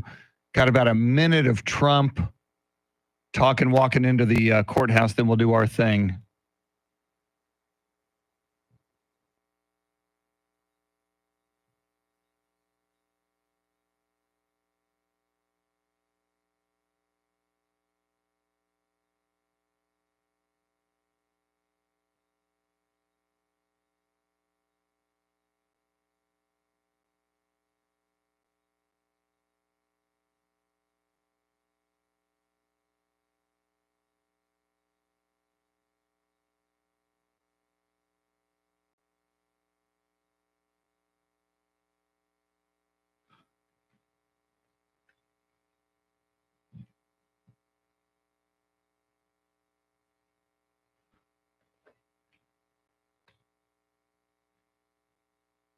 San Antonio's first news on a yacht rock Tuesday. Charlie Parker in studio, Charity McCurdy. I'm Chris Duell, Mr. T with the week off. In a moment, we'll hear comments from former President Donald Trump moments ago, walking into that courthouse in Manhattan. But right now, let's check in with Joe Pags of the Joe Pags Show. He's got another big guest on his show today, Dr. Ben Carson. Good morning, Joe.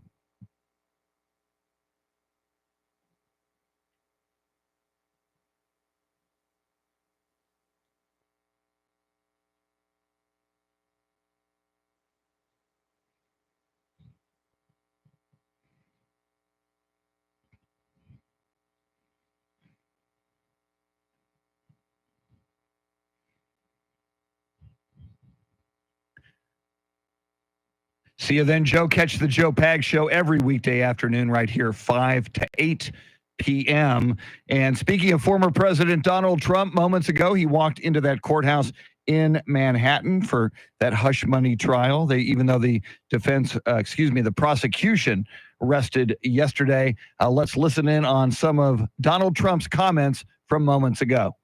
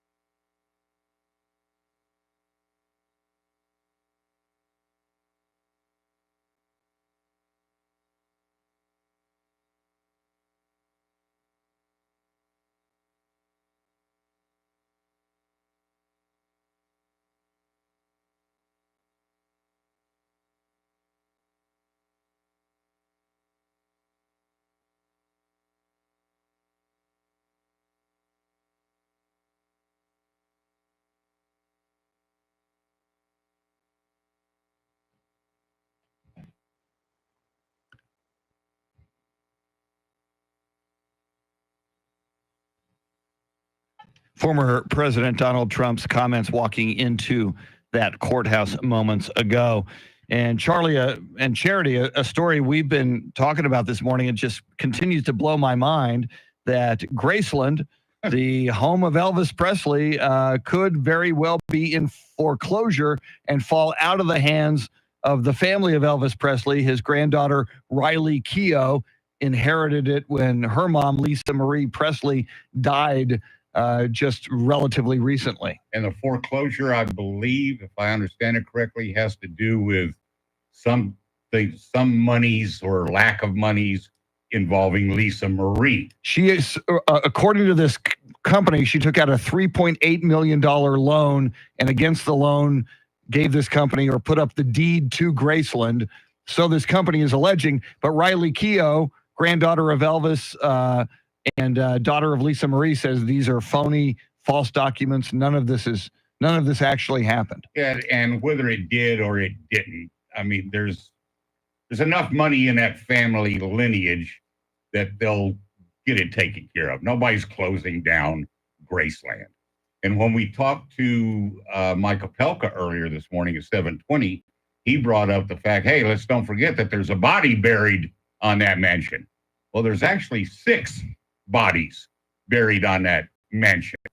Elvis and his mother were originally buried at a mausoleum, which is pretty close to Graceland.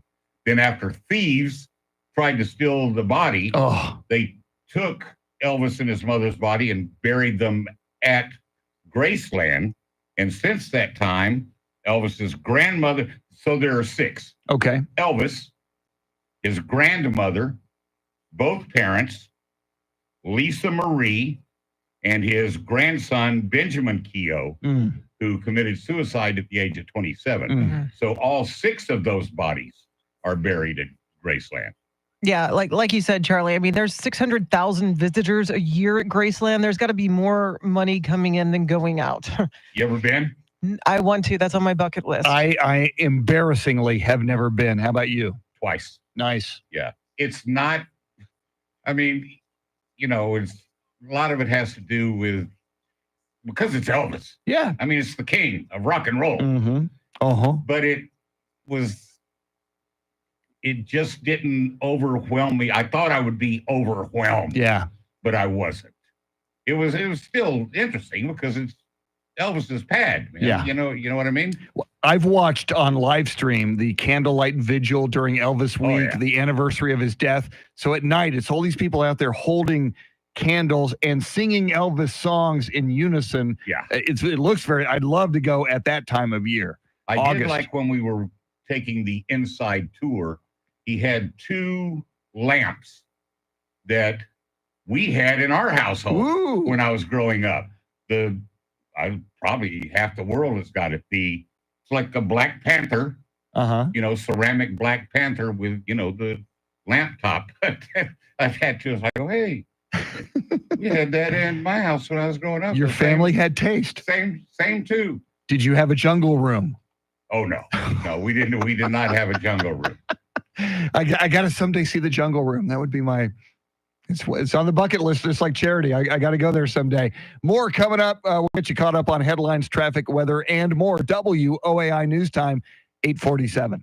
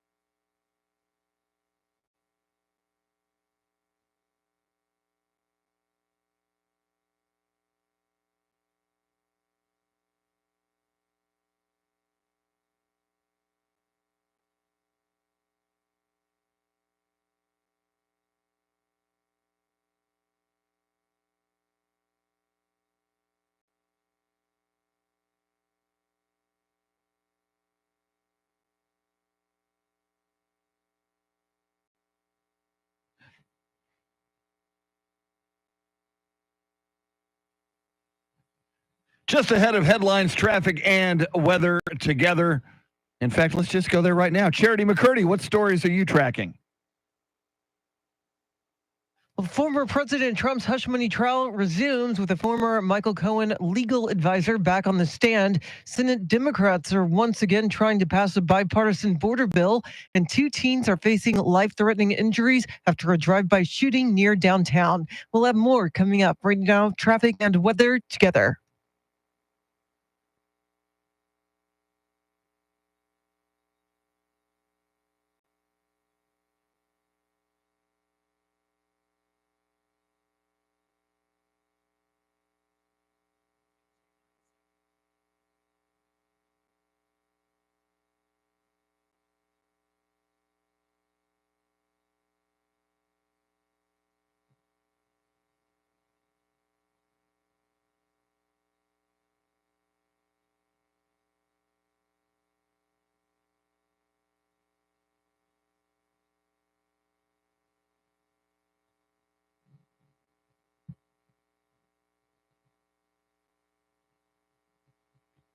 You should know the drill by now. Cloudy mornings today, tomorrow, and Thursday.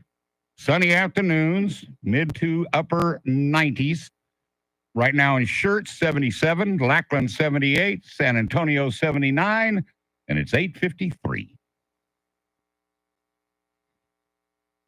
San Antonio's first news.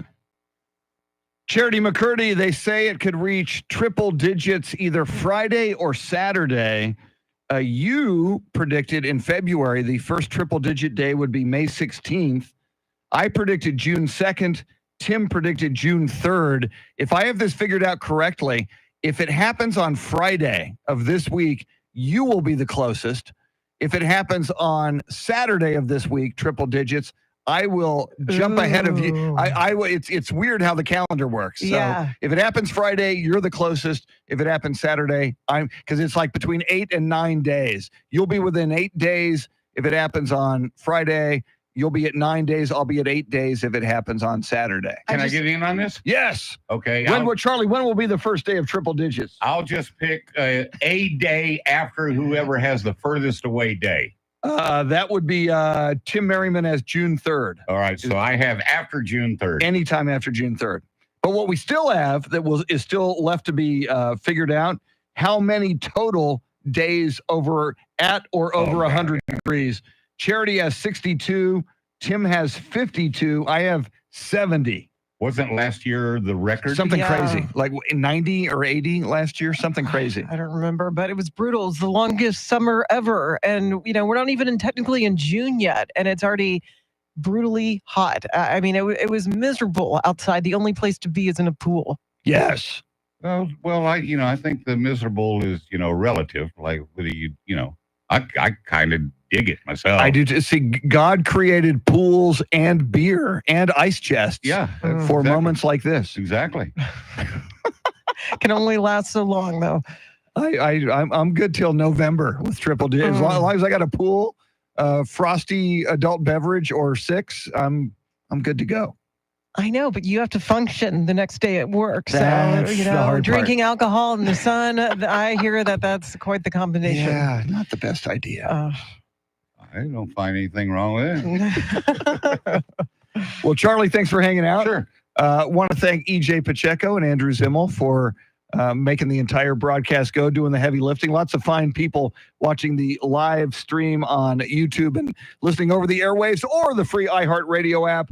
We will do this again tomorrow at 5 a.m. Charity has everything you need to know coming right up at the top of the hour. Then it's Glenn Beck coming at you. And right now, your Sean Hannity Morning Minute, WOAI News Time, 8:56. All right, everybody on YouTube, thanks for hanging. Sylvia, you make a great point, and it's the way it's set up now.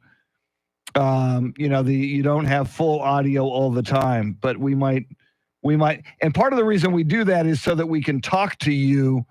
Like right now, if we had the audio feed, you'd hear Hannity, but then I wouldn't be able to talk to you like this. So that's why we have to balance what audio we have at which times, but it's something we're working on.